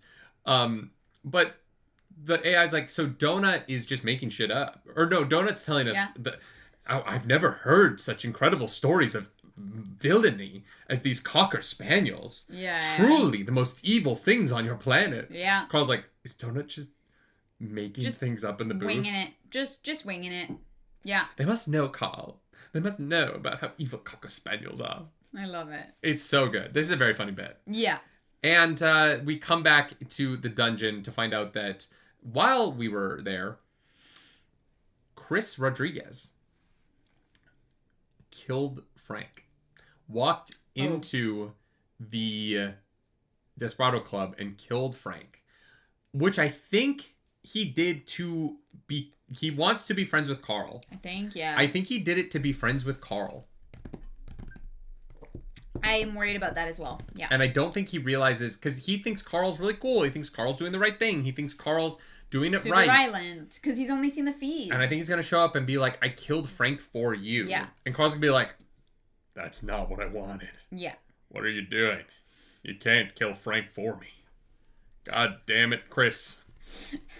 You know what I mean? Like, I think it's gonna be a point of contention. I think that Chris is going to become a villain. Yeah. Because he is trying to be like Carl, but he doesn't understand Carl, and he's doing the wrong thing. He's watching the televised version of Carl. Yeah. In the same way that, like, HEKLA and the Daughters were. I'm really worried about it. Yeah. And speaking of HEKLA and the Daughters. Speaking of, we come back, and Katya has let them all into the safe room. Oh, before that, Batista fails to get past the Kravyad, and they are currently in the middle of nowhere walking into the abyss. Oh, yes. Yeah. Yeah. We're just going to have to save them later, so this is going to be important next Absolutely. week. Yes. When we are going to head back to the safe room, before we go through, Carl uses that little ability. You know what? For a guy who just got this, he has been really good. For me, remembering. I need to fuck up a few times before I remember to use my brain power for things, right? Carl has been really good about remembering to use that new thing. Yeah. He's been on it, and he looks through the portal, and he's like, there are so many women in my house. Yeah, pretty much. What is this, a book club? Why are there so many ladies? Oh my god. I'm a sexless 30-year-old man. Why are there so many women in my house? Yeah. He is. He's a cuck. Yeah. Dungeon crawler cuckold. Dungeon Cuckold Carl. Is that a shirt? No, that's gonna be one of the shows that like Borant makes about the dungeon afterwards. But okay, hear me out. So we're no longer reading Stormlight, and so calling our community the Nerds Radiant, I don't know, it doesn't work anymore. What if they're the Dungeon Cuckolds? What if that's the membership on the YouTube channel? I don't actually think YouTube would allow that. We can't call our members the Dungeon Cucks? I don't think that we can. We can make t-shirts, though, that says, I'm a Dungeon Cuck. Or it's just Dungeon Cuckold Carl, yeah. Dungeon Cuckold Carl might be a shirt. That's funny. Wow. Wow. Guys, we have so many t-shirt ideas. Somebody make this happen, I still please. think Will Unicorn for a boba tea is the best one. It's pretty good. I think that's the best shirt. It's pretty I good. don't even think we need art. I think just like white text on a black shirt that just says Will Cuckold for a boba tea. Oh my god. Oh man. Yeah. Glurp. And Will says, I thought Carl handled getting cheated on really well. It's not like he stuck around in the relationship once he found out. Oh no, he handled it perfectly. Yeah. I am just making jokes. It just, like the fact that Donut keeps bringing it up and telling Carl about the multitudes of men and what they would do with his socks. That one was real. Like, that was weird. Cucking a man's one thing, but to come into another man's socks is... And twirl it around. That's just very strange to me. Yeah. That's like B has terrible taste in men. Yeah. Oh, yeah. Other than Carl. Mm-hmm. You know what I mean? Mm-hmm. Yeah. Not just men. Yeah. You're right. Anyways, HEKLA and the daughters are all in the safe room. Katya has whitelisted everybody, so don't worry. Like, that's a little preemptive, but it's fine. No. I agree with Katya here. No, This is her house. Yeah. She can invite her friends over. Yeah. You know what I mean? I say that as if I'm her fucking dad. What? Our daughter can invite her friends over, okay? This is... Yeah. So, HEKLA is there to... She says, thank you to Carl. Thank you for... HEKLA's like 9 feet tall. Yeah, she's so hot. Fucking giant. And she basically needs Katya to become the cow catcher on the front of a train. So that they can go save the rest of the daughters. Yeah, so basically a bunch of people are trapped at a station with... some of the ghouls are starting to hit, like, tier 3 DTs. Mm-hmm. And so there's 1,000 crawlers, including... good old buddy Lee Jun, who are stranded at Station 101 on the Vermilion Line, which is starting... The color names are starting to make me think of Pokemon. Fair. Like we're in fucking Pallet Town. And so we have to put Katya on the front of the train. And she has to, like, morph herself into the right shape. Yeah. To toss the ghouls out of the way. And Carl is like, fucking absolutely not. No. Absolutely not. And Katya's like, this is my idea. Are you trying to tell me what to do with my body? And Carl's like, okay. I mean, like, I guess I'm being sexist because I don't want you to die. You don't need to do this if you don't want to. And then Zev is like, why are you having this conversation out loud? He's like, fuck you, Zev. That was great. Yeah. Yeah. Zev's like, you are one of the most watched streams, and all of your conversations are in the group chat. Yeah. Talk out loud, goddammit. Yeah. So, the problem here, this is also a problem I have with actual play performers, is that if you're gonna take your turn, you can't just sit there until you're ready to take your turn. You have to talk through what you're thinking, because the audience doesn't want to sit there in silence for 35 seconds. Uh-huh. You have to keep talking. I'm so sorry. I know it's uncomfortable at first to just talk your thought process out loud, but the audience needs something to listen to, or else they will click away from our stream. And people who don't know how to do that, I don't get invited back, because I cannot sit there for 5 minutes of silence. Yeah. And then they're like, why are you talking over my turn? It's like, because you're not saying anything. So I'm trying to fill the show part in We're not playing D&D. We're putting on a show. Yeah. Get it together. Yeah. Talk through your process. It's very important that you talk through your process out loud so that there is something going on related to the show right now. Yeah. Or else I will fill with whatever's in my brain because something needs to be happening. Anyway. That's only for live shows. Pre-tapes, doesn't matter. We'll cut it. So. Carl is right in the sense that this is a bad idea. Yeah. Oh, yeah. But HEKLA is a bad person, and Katya doesn't know that. Yeah. And Katya's like, this is the most anyone's ever done for me. Like, she brought everybody here to come, like, rescue me and bring me back into the fold. Like, Crazy how she shows up right when she needs you to do something insane for her. I know. Yeah. And Katya's like, it's my choice. I'm going to do it. And Carl's like, okay, all right. If that's what you want to do, then that's what we'll do. So she like morphs herself to the front of the train into... Before we get into it though, there's something really important that we got to talk about before we talk about the train. Okay. Ava had 3 skulls. Oh. Ava now has 13 skulls next to her face. Yeah. Her face. She's the bad cop. Name. And Carl is like, why? And Katya's like, I don't know. She doesn't want to talk about it. We're going to talk about it. It's really interesting. I like it a lot. It's such a fucking cool thing that Matt Dinniman does with it. Yeah. But it is really important that Carl immediately is like, Ava's bad and a problem and I don't like her. And Katya's like, she's my best friend. And I'm like, oh, Katya, oh no. You sweet summer child. Train. Yeah. So they make like an adjusted cow catcher thing. I don't know. Engineering. Yeah. Basically, the fleshy, like, real part of Katya is... So they break through the windows of the train.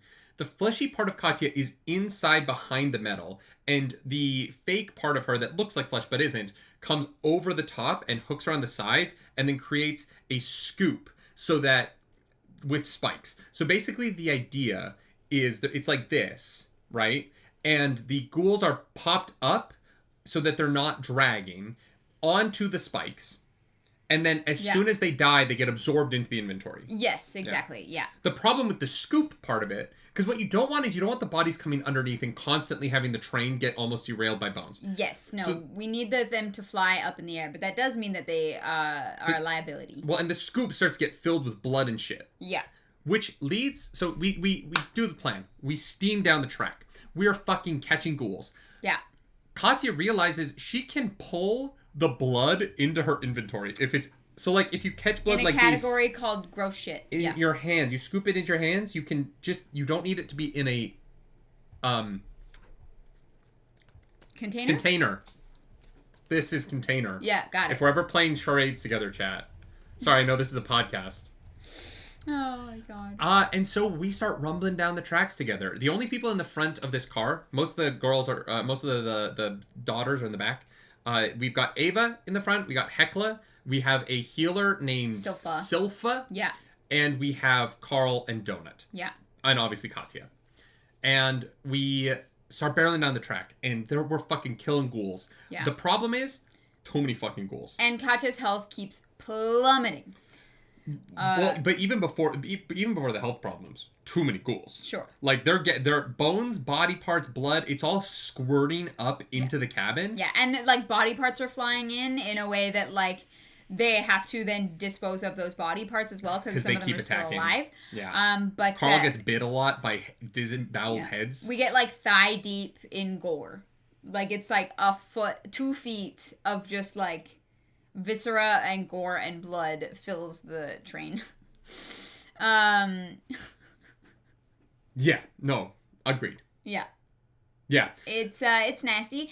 So Katya's health keeps plummeting, and Carl touches her, and he's like, it feels like she's getting shocked. Maybe there's like a body that's like slipped under and is like conducting the electricity. Well, no, he gets shocked. It's not that she feels like she's getting shocked. He gets like electrocuted when he touches her. Yeah. That's... Yeah. I don't... Well, no, but her getting shocked that one time is separate from what HEKLA's doing. She does get electrocuted once. She does? Yeah, she gets. I thought she got hit by multiple bolts. Yeah, but there is one point where she gets electrocuted, and they have to dislodge the body off of that's connecting her to the track, right? I thought Carl said, I think that a body got lodged under there. Just really quickly, in chat, all caps are fine for a joke. Chris Buckland's joke is all... Yeah, I don't want all caps all the time. But if you're doing all caps for one joke, that's fine. No, but she gets electrocuted one time. I thought it was and then there's two different phase bolts, because there's three bolts. things that she gets hit with, right? I thought the first time was actually... Or I don't know. I just re-listened to this last night, and I don't remember... I think that's Carl's initial theory on it. I thought one body did get wedged off to the side, and they had to clear that because she was getting electrocuted. Basically, what happens is the HEKLA and Ava's plan is really bad, in my opinion. But their plan is that they're going to get HEKLA, or they're going to get Katya to nearly die. Yeah. So that Carl blames Silpha for not being a good healer, goes off on Silpha so that they can blame Carl for being unhinged in order to win over Donut. Yeah. And if they lose Silpha and Katya to win over Donut, they don't care. The problem with this plan is Donut's glasses let her see the invisible phase bolts that Katya, or that HEKLA's shooting into Katya. Yes. That are very powerful and very dangerous. Yes. And also, their idea of Carl... She does get shocked once. Yeah. Okay. She also gets hit by Donut on accident once. Yeah. Yeah. So the problem is that they almost die. Well, no, the problem with their plan is that their idea of Carl is what they've seen on TV.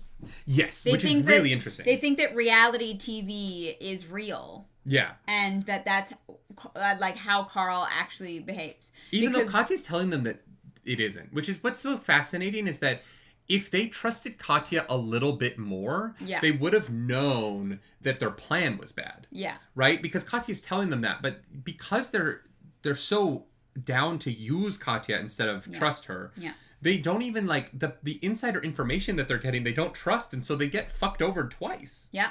It's just such a fascinating fuck up by them. Yeah. To not do it, to not trust that Katya's being like, hey, Carl's great. Yeah.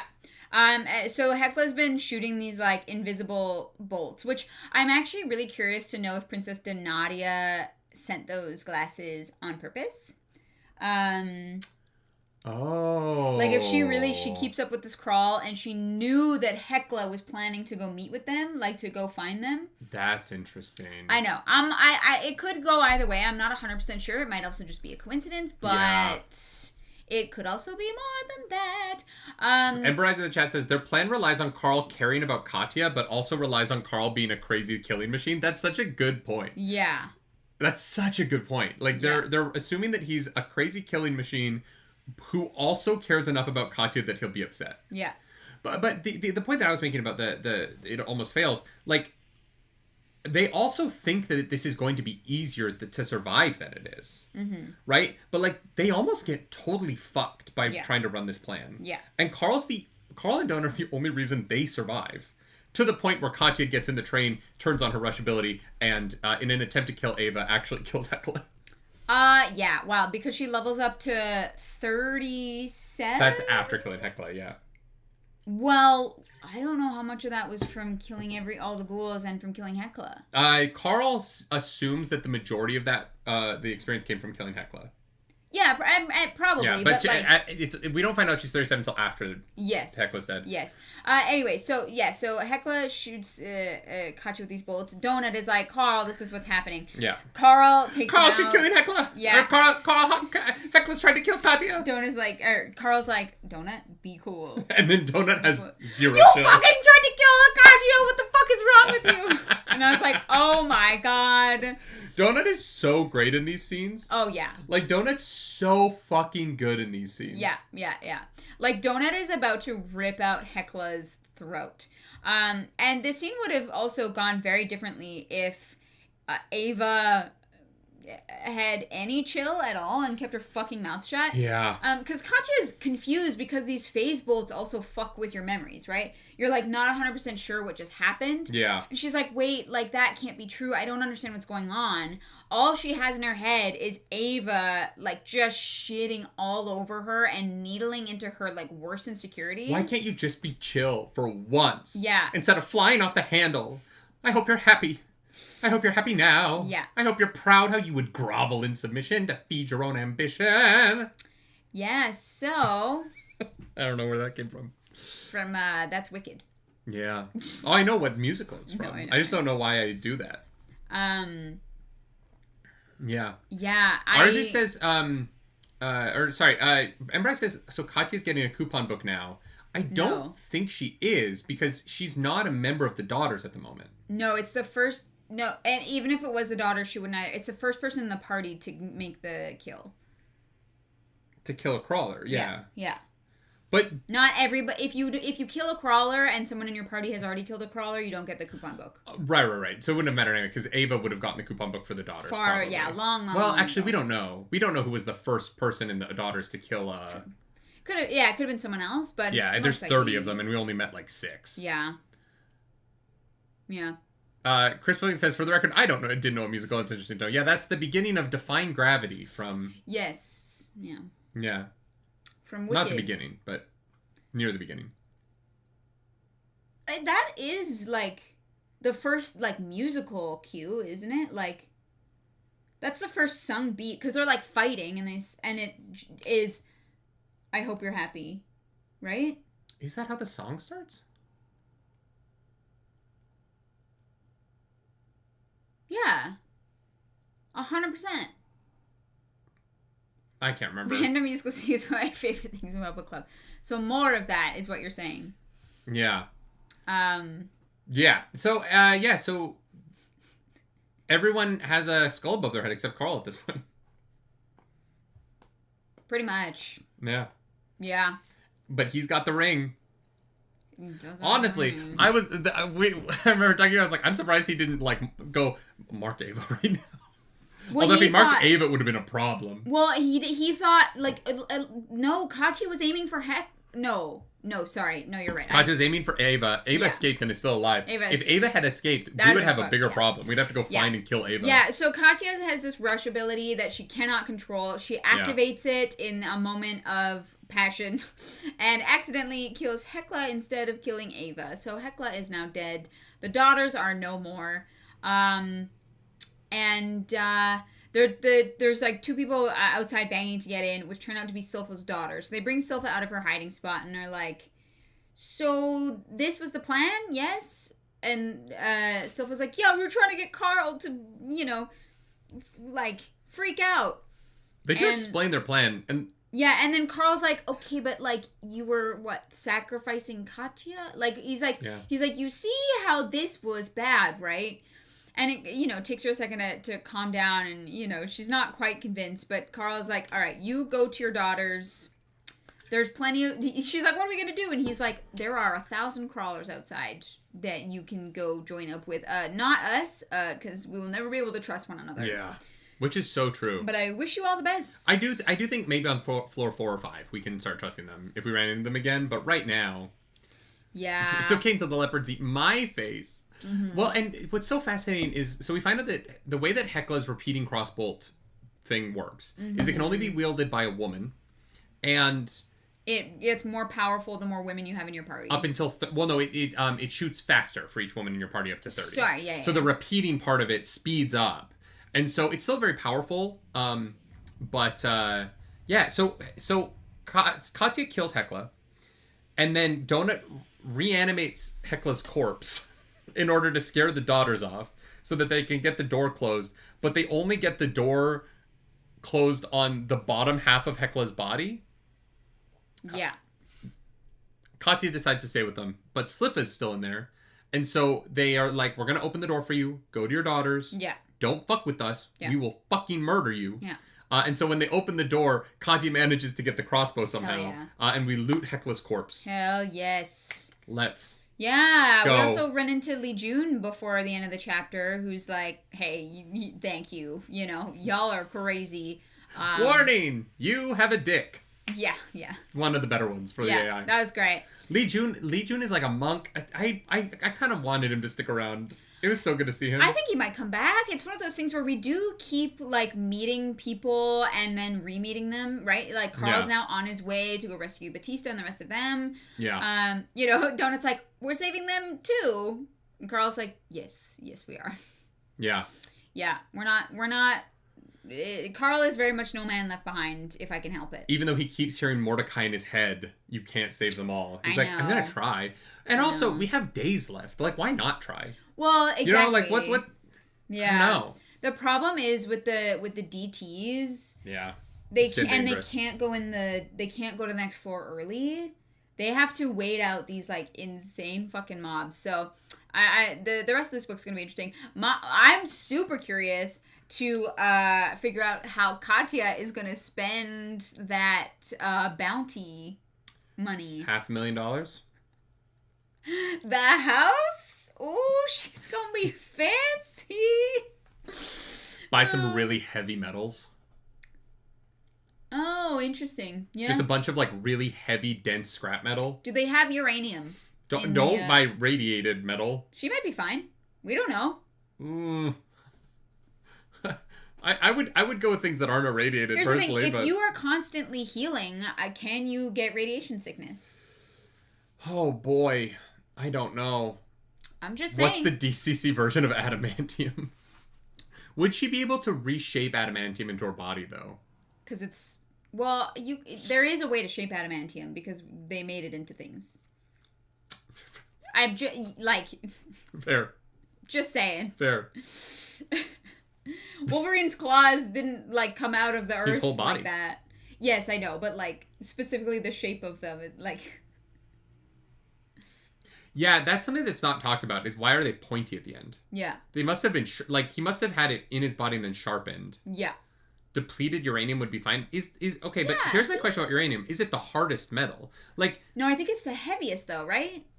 I don't know about isn't hardest. plutonium the heaviest? Oh, I thought But plutonium's also radiated. I'm right? probably wrong. I just thought uranium. I'm trying. What's the most? I know uranium is very calorically dense. Because we've talked about it in book club before. Why did we talk about? We've done too many episodes of the show. What are you talking about? I don't remember why we talked about it, but I know that we have. Why would it be calorically dense? Osmium would be more dense. Okay, so we need to find some osmium. Sure. The Wizard of Osmium. Follow the Wizard will see you now. road. Oh, God. And that's where the reading ends. Yeah. There's so much good stuff in this. Donut immediately reanimating HEKLA and then casting Clockwork Triplicate on her was one of my favorite combat moments in this whole series. Yeah. So brilliant. The whole we didn't talk through the whole cowcatcher scene because it's long and it's so gross. But it's brilliant. Also so chaotic. Oh God! Right. And so when they're talking about how the gore and viscera in the cabin is up to their knees, I know. and I'm like, ugh. Lee Jun is like, oh God. That's why he didn't stick around. He's like, oh, actually, yeah. Tungsten. Ooh, we could do tungsten. Uranium is dense and self-sharpens on impact. I don't know that we would want that. I don't think she wants to be sharper, right? I mean, I think she wants to be more of a brick shithouse. Maybe, yeah. I think it was in a Mistborn chat. Yeah. Because you're eating that metals. makes sense. That actually makes a lot of sense. I was like, I know it's very calorically dense. That's Why do I know this? The things that you remember drive me wild. Me too. You remember nothing, and then all of a sudden you're like, in a book club 3 years ago, I learned this tiny bit of information that I have not brought up since, and it's still there. Yeah. Whatever lives in my head rent-free is something beyond anyone's understanding. There are certain things that I know, and I don't know why or how. That's fair. But, of course, I can't think of any of them right now, so.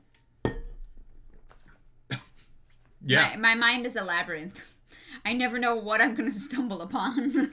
And I'm reading the Labyrinth book for Percy Jackson. It's David coming Bowie. this Monday. I found David Bowie in there. That dick. Just... Warning, you have a dick. Oh man, God, David Bowie, man, Legend. It's so sad I never got to see him live. Me Yeah. I'm sorry. Yeah. What a fucking man. Yeah. What a man. I haven't watched Labyrinth since I was a kid. It'd be fun to like not react to it. Like, I've never actually watched the whole movie. what? Yeah, I've only ever seen it in like I've seen like clips and things from it, but I've never actually like sat down and watched Labyrinth. But you've probably seen all of it, just in parts. I've seen like scenes from it, but I'm willing to bet there's stuff in it I never saw. But I'm willing to bet I've seen most of it. Probably. I've never sat down and like watched Labyrinth. Yeah. It's one of those movies that I'm like aware of all of it. Like I know the whole plot. Yeah. We couldn't do like a reaction. Like I've seen all the like fun bits. Yeah. That's what I mean. But like, I've never like. It's one of those weird ones where I've seen it in like pieces. Yeah. And you know, being queer and being in the theater community, like it's one of those things where I'm just so aware of it. Yeah, it's such a cultural. Yeah, I never like sat down and watched Labyrinth. Yeah. All right. I haven't since I was like fucking 14 or some shit. Like. Yeah. You know, it's a crazy movie that I've only seen a piece of. Up. That's not crazy though. I've seen the first 11 minutes and I've seen nothing after that. Yeah. His wife dies and then sorry, spoilers for the first 11 minutes of Up. His wife dies and then I turned it off and I never watched the rest of the movie. Honestly, you watched the best part of the movie. Oh, is it not good? I've heard people love Up. No, it's good. It's fun. Yeah, I've just never watched I watched the 11 minutes of it on my laptop on a bus and was crying on a bus full of actors and I was like, I can't do this right now, and I turned it off. Yeah, that's absolutely fair. Yeah. Oh my god. Yeah. Yeah, no, it's a good movie, and just that is the best part of it. So I love this book, man. I just love it. I know that like it's dinosaurs on trains, so it's not that surprising that my autistic ass loves it. But I also love that Donut was like, we have to let Mon go out, and Carl's like, no, no, absolutely not during the mission with HEKLA. No. Well, and then they let him out for 4 seconds, and then he loses his fucking mind. Yeah. Yeah, he just starts eating body parts. Like, no, we can't do this right now. Yeah. I'm so excited for the end of this book. Me too. Like, I'm excited to react to the whole thing. Let's fucking go. We're gonna try and save people, and then we're gonna. I think it's at like 72 we have to make our stand, and like I feel like the end of this book is gonna have a real feel of, like Two Towers. Oh, you know what I mean? Like okay. I feel like we're gonna get. There's gonna be sort of a Helm's Deep kind of vibe at the end of this book. Go, yeah. And I'm really excited for it. And Bryce says, I love the part of the reason he doesn't want Mongo out is so he doesn't bond with people he might need to kill later. That's, yeah. Hey, you do what you gotta do. Yeah. Yeah. I love the HEKLA. I just love the HEKLA stuff. I love that. I can't believe she's dead. I can't believe they killed her in book 3, you know? Like, yeah. Holy shit. I mean, there's 10 people in the top 10. Like, we can't keep all of them around the whole time. Yeah. Oh yeah, Mordecai's coming back. Hell yeah. Maybe. Well, if the end of the book is the end of this floor, then yes, he's coming back, because he comes back a day and a half before the floor ends. Right. So and we can't go down the stairs early. Yeah, and this book, I'm willing to bet this book ends with them going down the stairs. Yeah. And that would be a weird thing to leave to that. Honestly, or I'm willing to bet. It'll end on Odette's show. Right. I'm willing to bet the epilogue of this is Odette's show after the floor closes. Yeah. So yeah, that makes sense. I don't know. I love it. I'm having such a good time with it. Yeah. Unlike a Brandon Sanderson book, things happen in the middle, which is so nice. Like there's like ongoing plot threads that are resolving them. One of the reasons why I love the HEKLA plot thread ending here is it ends something and begins something new. Yeah. And it means, and the characters have arcs that aren't just like waiting till the end of the book for things to happen. Yeah. And as much as I do like Brandon Sanderson books, and I do like a lot of them quite a bit. Yeah. His style, I think I just got a little tired of it because I don't think that it is right for every story. And I think that part of my problem with Sanderson is that he tries to make every story fit into that style.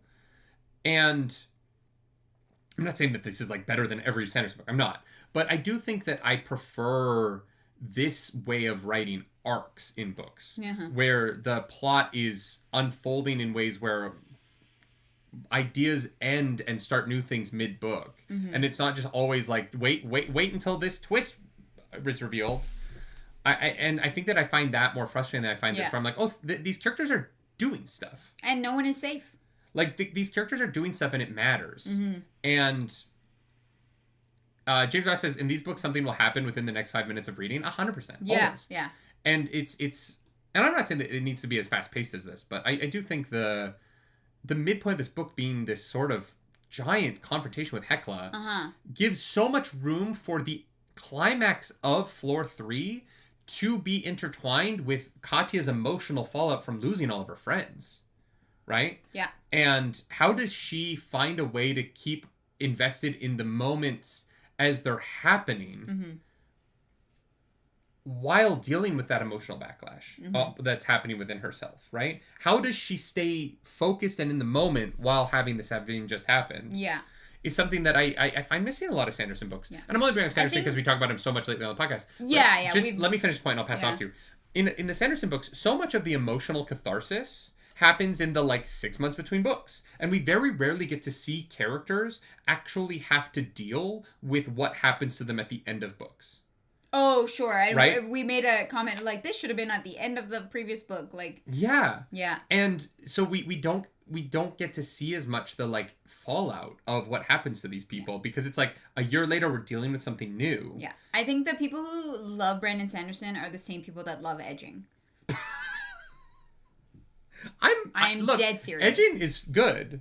Though. Yeah, edging but you're kind of like don't knock edging. You're like it's getting to the Sanderlanche when everything happens and I don't need edge every time. Yeah. That's your emotional pain. Yeah.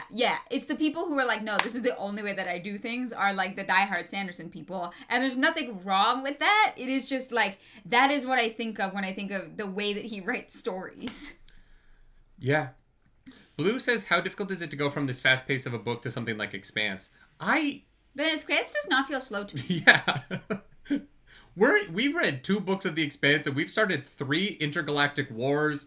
We've fought multiple alien creatures. Multiple nukes have gone off. Many people, thousands of people have died. We've fought zombies. I don't know. I don't think of The Expanse books as being particularly slow paced. Partially because the way that James S.A. Corey's, the 2 of them, write the passing back and forth of the point of view is that most of those chapters end on a, like, almost book-changing twist. Almost every chapter ends on, like, the final lines being like, oh my god, we have to get back to this POV, and then we switch to a different POV. Yeah. Like, I don't know, The Expanse is very fast-paced to me. Yeah. Like, something is always happening in at least one of the POVs. And so there are some slow POVs. There are slow moments that I think are necessary for the story, but I never find it to be slow. I don't know how to explain that. I think it's the fact that James S.A. Corey always has at least one of the POVs in the middle of something. So that even when one of them is in one POV is in meetings, it always cuts over to something that is, like, more exciting. I don't know. Yeah, I don't find Expanse books to be slow at all. I think they're much faster than almost any Sanderson book, except maybe the Mistborn books, which are just a little bit shorter. Yeah. Or any of his shorter books, probably. But yeah. Yeah, sure. Yeah. But no, it is interesting reading this, and I really, y'all, I thought these were gonna be, like, cheap, like, fun, like, B fodder. You know what I mean? Like, I thought these were going to be, like, penny dreadfuls, where they're, like, a good time, but they don't last a long time. Yeah. And I was so worried we were going to get through a few of them and kind of... I'll be honest. I'm running out of steam a little bit on Percy Jackson, right? I think Rick Riordan is a talented writer, but I think that I think that he relies on kind of the same tropes, and there's very little character growth in the Percy Jackson books, right? There's very little... Percy does not feel like he is growing in any significant way. And we'll talk about it on book club on Monday, and I don't hate them. Like, I'm still enjoying it. It's still fun, and the comedy he writes in his books is good.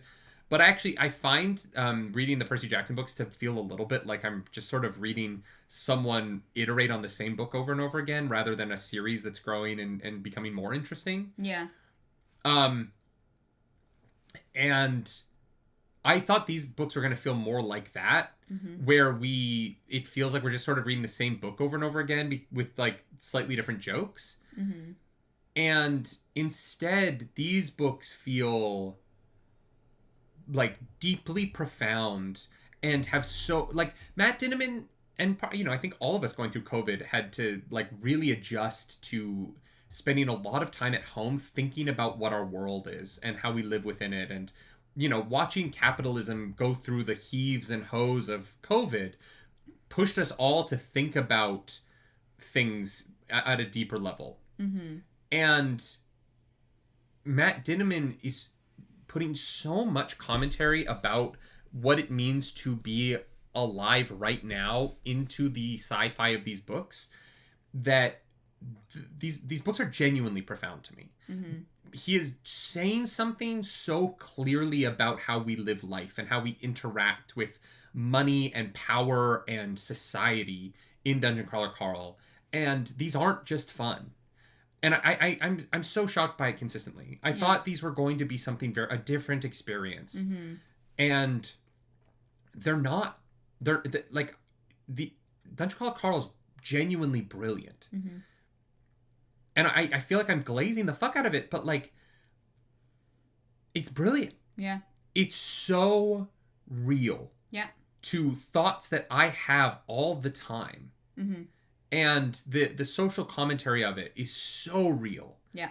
And I can't believe how successful it is. Yeah. Like, I really can't believe how much this lowbrow comedy book is filled to the brim with like the deepest of political satire. Yeah. And I don't know. Chris Wilkinson says, I would really like to see how these books hold up in like 10 plus years. So much of it is about now. I think these books will exist as a time capsule in the struggles we were having with the end of late stage capitalism.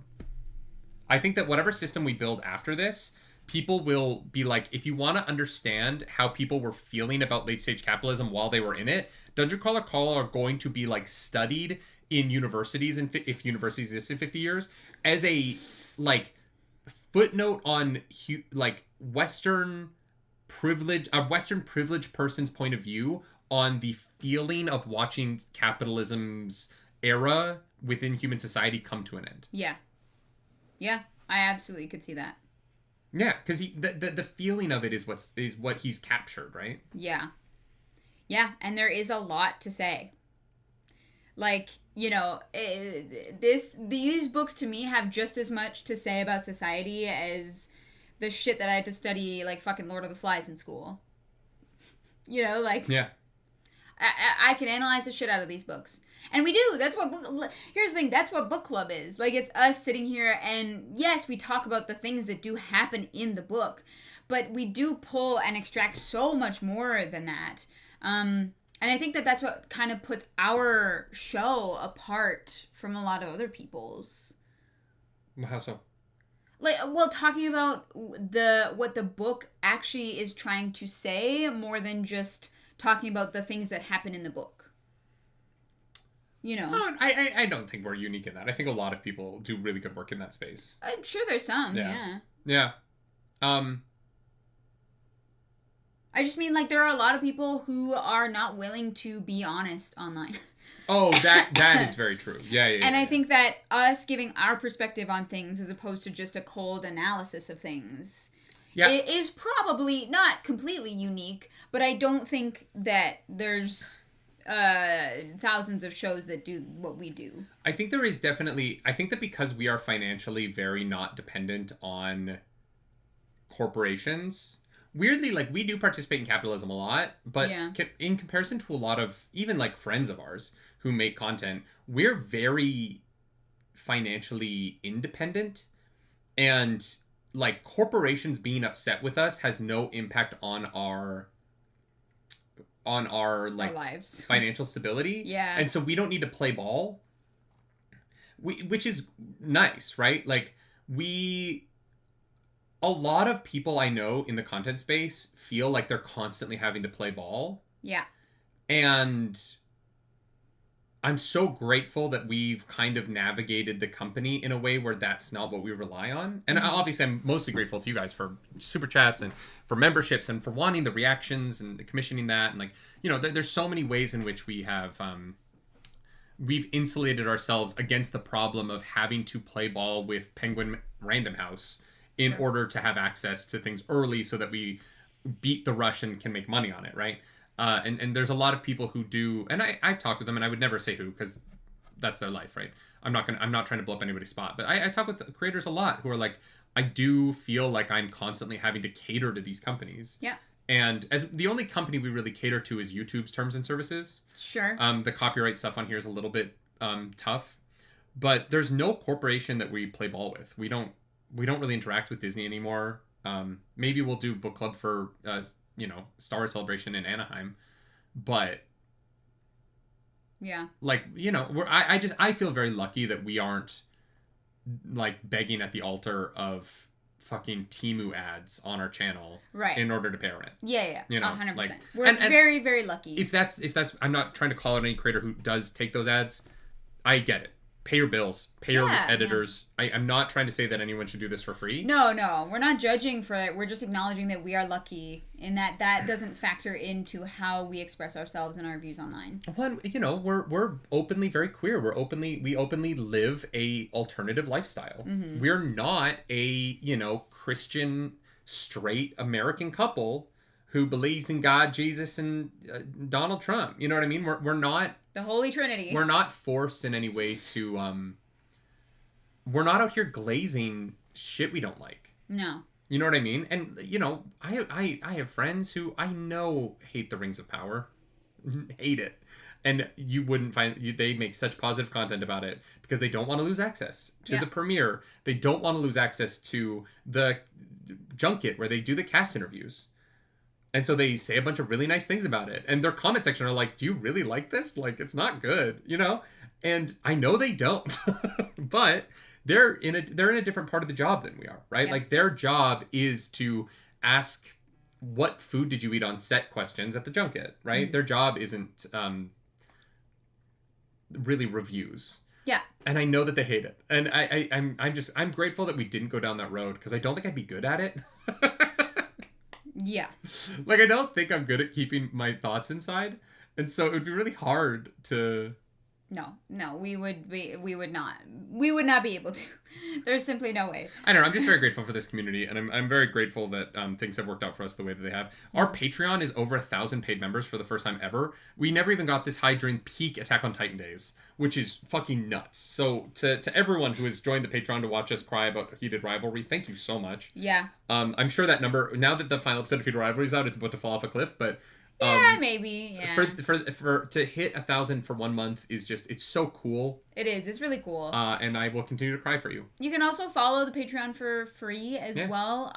There's not a lot on there for free, but no, but it's that, like, you'll at least know if there's new shows that we start, mm-hmm. And I'm trying to be good about posting our schedules and things over there. I know some people don't use like Instagram, or they don't use Facebook, or they don't use Discord, or whatever it is. So trying to make sure that people like have access to the information that they would like to have. So yeah, if you want to follow on Patreon for free, that is an option. Yeah. If you're like, I don't do social media, especially as we navigate, once Discord updates and people have to start giving their IDs, we are going to have to kind of find a place to congregate the community online. Yeah, because I think a lot of people aren't going to want to be on Discord. We're going to stay on Discord. I think we use it too much for work to not.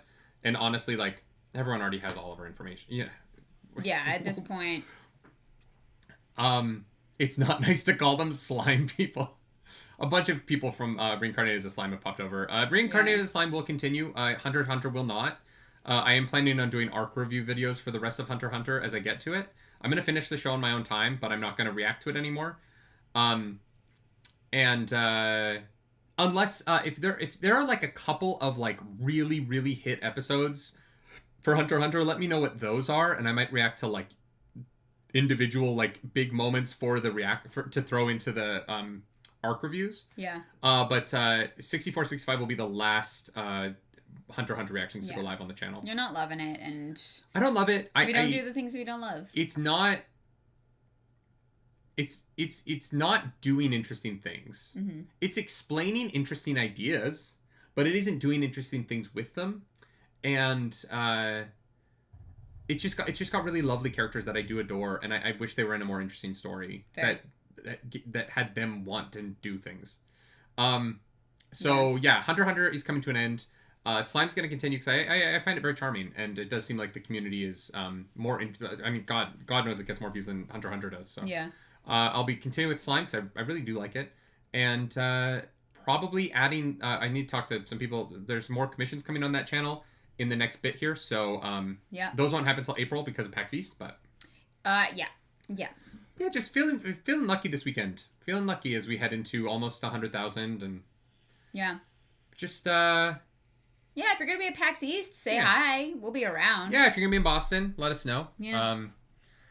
We're gonna be there for like 5 days. We're bringing our employee to help us film. So there's gonna be more content you've ever seen from us at a con because we're gonna have someone there helping us make content all weekend. Yeah, that's actually such a good question. Maybe I'll take this question to the Discord to have a back and forth on it. But like, what kinds of content do you guys like watch about conventions? Like, is it, short form, like silly stuff? Is it like interviews? Is it like cosplays? Like, if you're like, I can't go to this con, what would you want to see from it that maybe we could like help facilitate? Because we're not great at the vlog thing. Hopefully having Daniel there to help us out will make it better. But if you're like, I want to know about this, or I'm just interested to see what your experience of it is, like I think that'd be a conversation that I take to the Discord. I'm super curious to hear from you guys.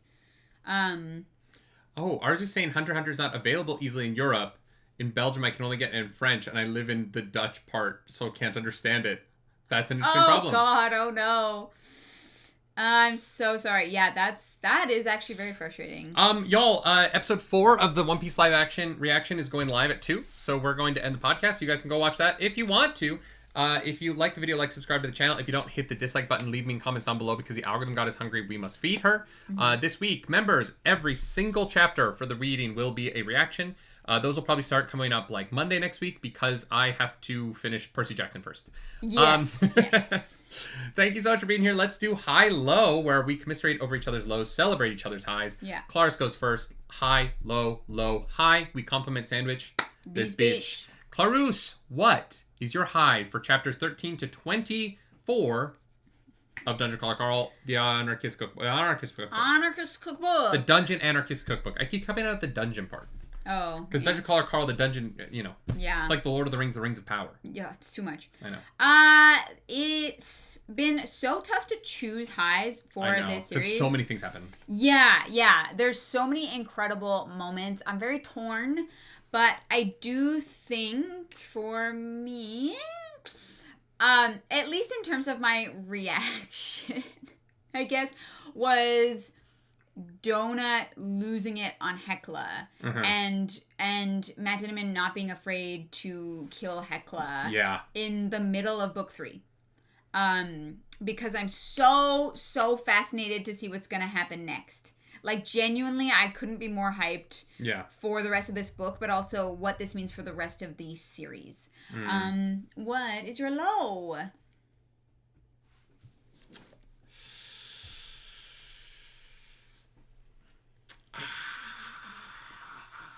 I mean, it's all good. I don't have a low. I mean, watching Katya go through it emotionally when Ava was like laying into her was rough. That was rough. Yeah. That was rough. So I'm gonna go with that. Okay. It's brilliant and it needed to be done, so it's not like a complaint, but it was rough to watch Ava just fucking rip this poor girl apart. Yeah. Yeah. I think my low is just that, like, I don't understand the train stuff, and I feel guilty that sometimes I'm, like, glazing over when they're like, this line and that color, and I'm like, but that's more of, like, a me thing. I know that the train map isn't, like, meant to make sense. Yeah. And I don't think it is impacting my experience of the book at all, but I just have to pick a low. Fair. So that's it. Yeah. What's your high? I don't know. There's too much good stuff. Mm-hmm. All the stuff on the train was so gross, though, that it's hard for me to say that that's my high, because it disgusted me. I'm going to go with the Carl Frank conversation. Yeah, good one. It hurt. Like, it really hurt to find out the truth, but, like, the truth was so... I say this a lot, but I love art that makes me feel things, even if they're not good things, right? I want my art to draw emotion out of me.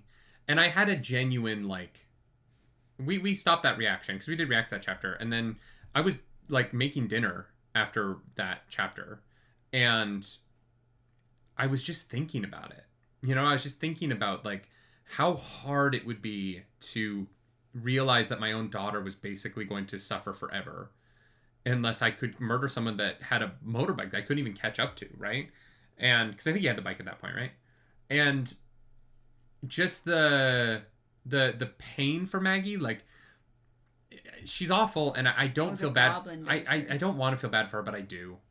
I have so much empathy for not how she got into that moment, because it is her fault, but the fact that she had to kill her own daughter because of her own mistakes it's such an impossibility. And yeah, I don't know. The amount of emotion that pulled out of me on camera, but then also off, and like I sat with that for a while, and I just, anytime I'm feeling something about a book for a long time is very special to me.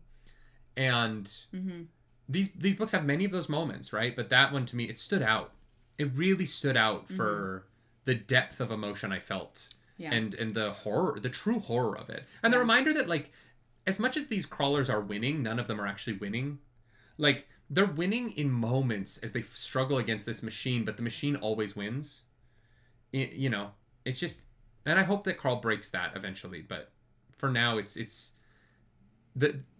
I love this book for the little pleasures the characters feel in a world that feels like it shouldn't have pleasure, because it is so dark and so sad and so oppressive. Yeah. And I love it for that. I think I think these books are genuinely brilliant, and I'm so glad this is popular. Like, I'm so glad that we still have a population that is able to understand that this is really fucking good and worthwhile. And I'm so happy for Matt Dinniman that he's created something that is so moving and so well done. Yeah, I agree. I hope to interview him one day. I would love to sit down like we did with Christopher Paolini and get to talk with him about it, because that interview meant a lot, because those books meant a lot to us, and I think that these books are starting to mean a lot to me, even though we're barely into the series, and these books already mean a lot to me. Very much like the original Mistborn trilogy does. Yeah, I agree. Yeah, I don't know. I find myself thinking about it and being moved by it a lot, and I don't know. I'm so glad you guys convinced us to start these. Like, I am consistently shocked at how much they matter, and I wish more people read them, genuinely, because I feel like they're getting into a lot of how I feel about what the world feels like right now. Yeah. In a way that is, like, accessible. Yeah. You know, it's not flowery language that's difficult to understand. Yeah. They're not super long books, so you don't have to put in, like, a huge time sink as well. Like, it's... Yeah, true. They're doing great. Do something tonight. Bye. Can you imagine Smut Club, the fucking daisy chain orgies the daughters can get up to? 30 ladies just going mouth to puss? Yeah, but, like, realistically, how many of them are gay? 75%. The daughters of Broomhilda? They're all there for survival. You think they're out there sucking some dicks? I'm going to say, like, 20%. You didn't even laugh at that. I can't. Oh, my God. Oh, I would interview Jeff Hayes, the audiobook narrator, in a minute. Oh, yeah, absolutely. Literally any day of the week. Yeah. Yeah, his work is incredible. The lesbian... I want to be a part of the lesbian Broomhilda orgy. You can't. You have a dick! Morning! But in the dungeon, I wouldn't have to. That is true. I would have chosen the Futanari race in a minute. Give me a giant dick and a pussy? Are you kidding me? I wonder if in character creation you could just ask to swap gender. You know what I mean? It didn't come up. It didn't come up, but I feel like you could, like, put in a special request, you know? Just be like, hey, like, I want to be... Where the people are? Yes. I want to be a mermaid, not a merman. Okay? I could see it being possible. Yeah. Although that is a big change for the viewers. So if you do have a viewership, it's like, wow. But like, there's trans people exist intergalactically, I'm assuming. Mm-hmm. And so what if you pick up the, like, trans viewers? Yeah. That's, fair. but like, let's be real about this, right? World comes to an end. Dungeon collapses.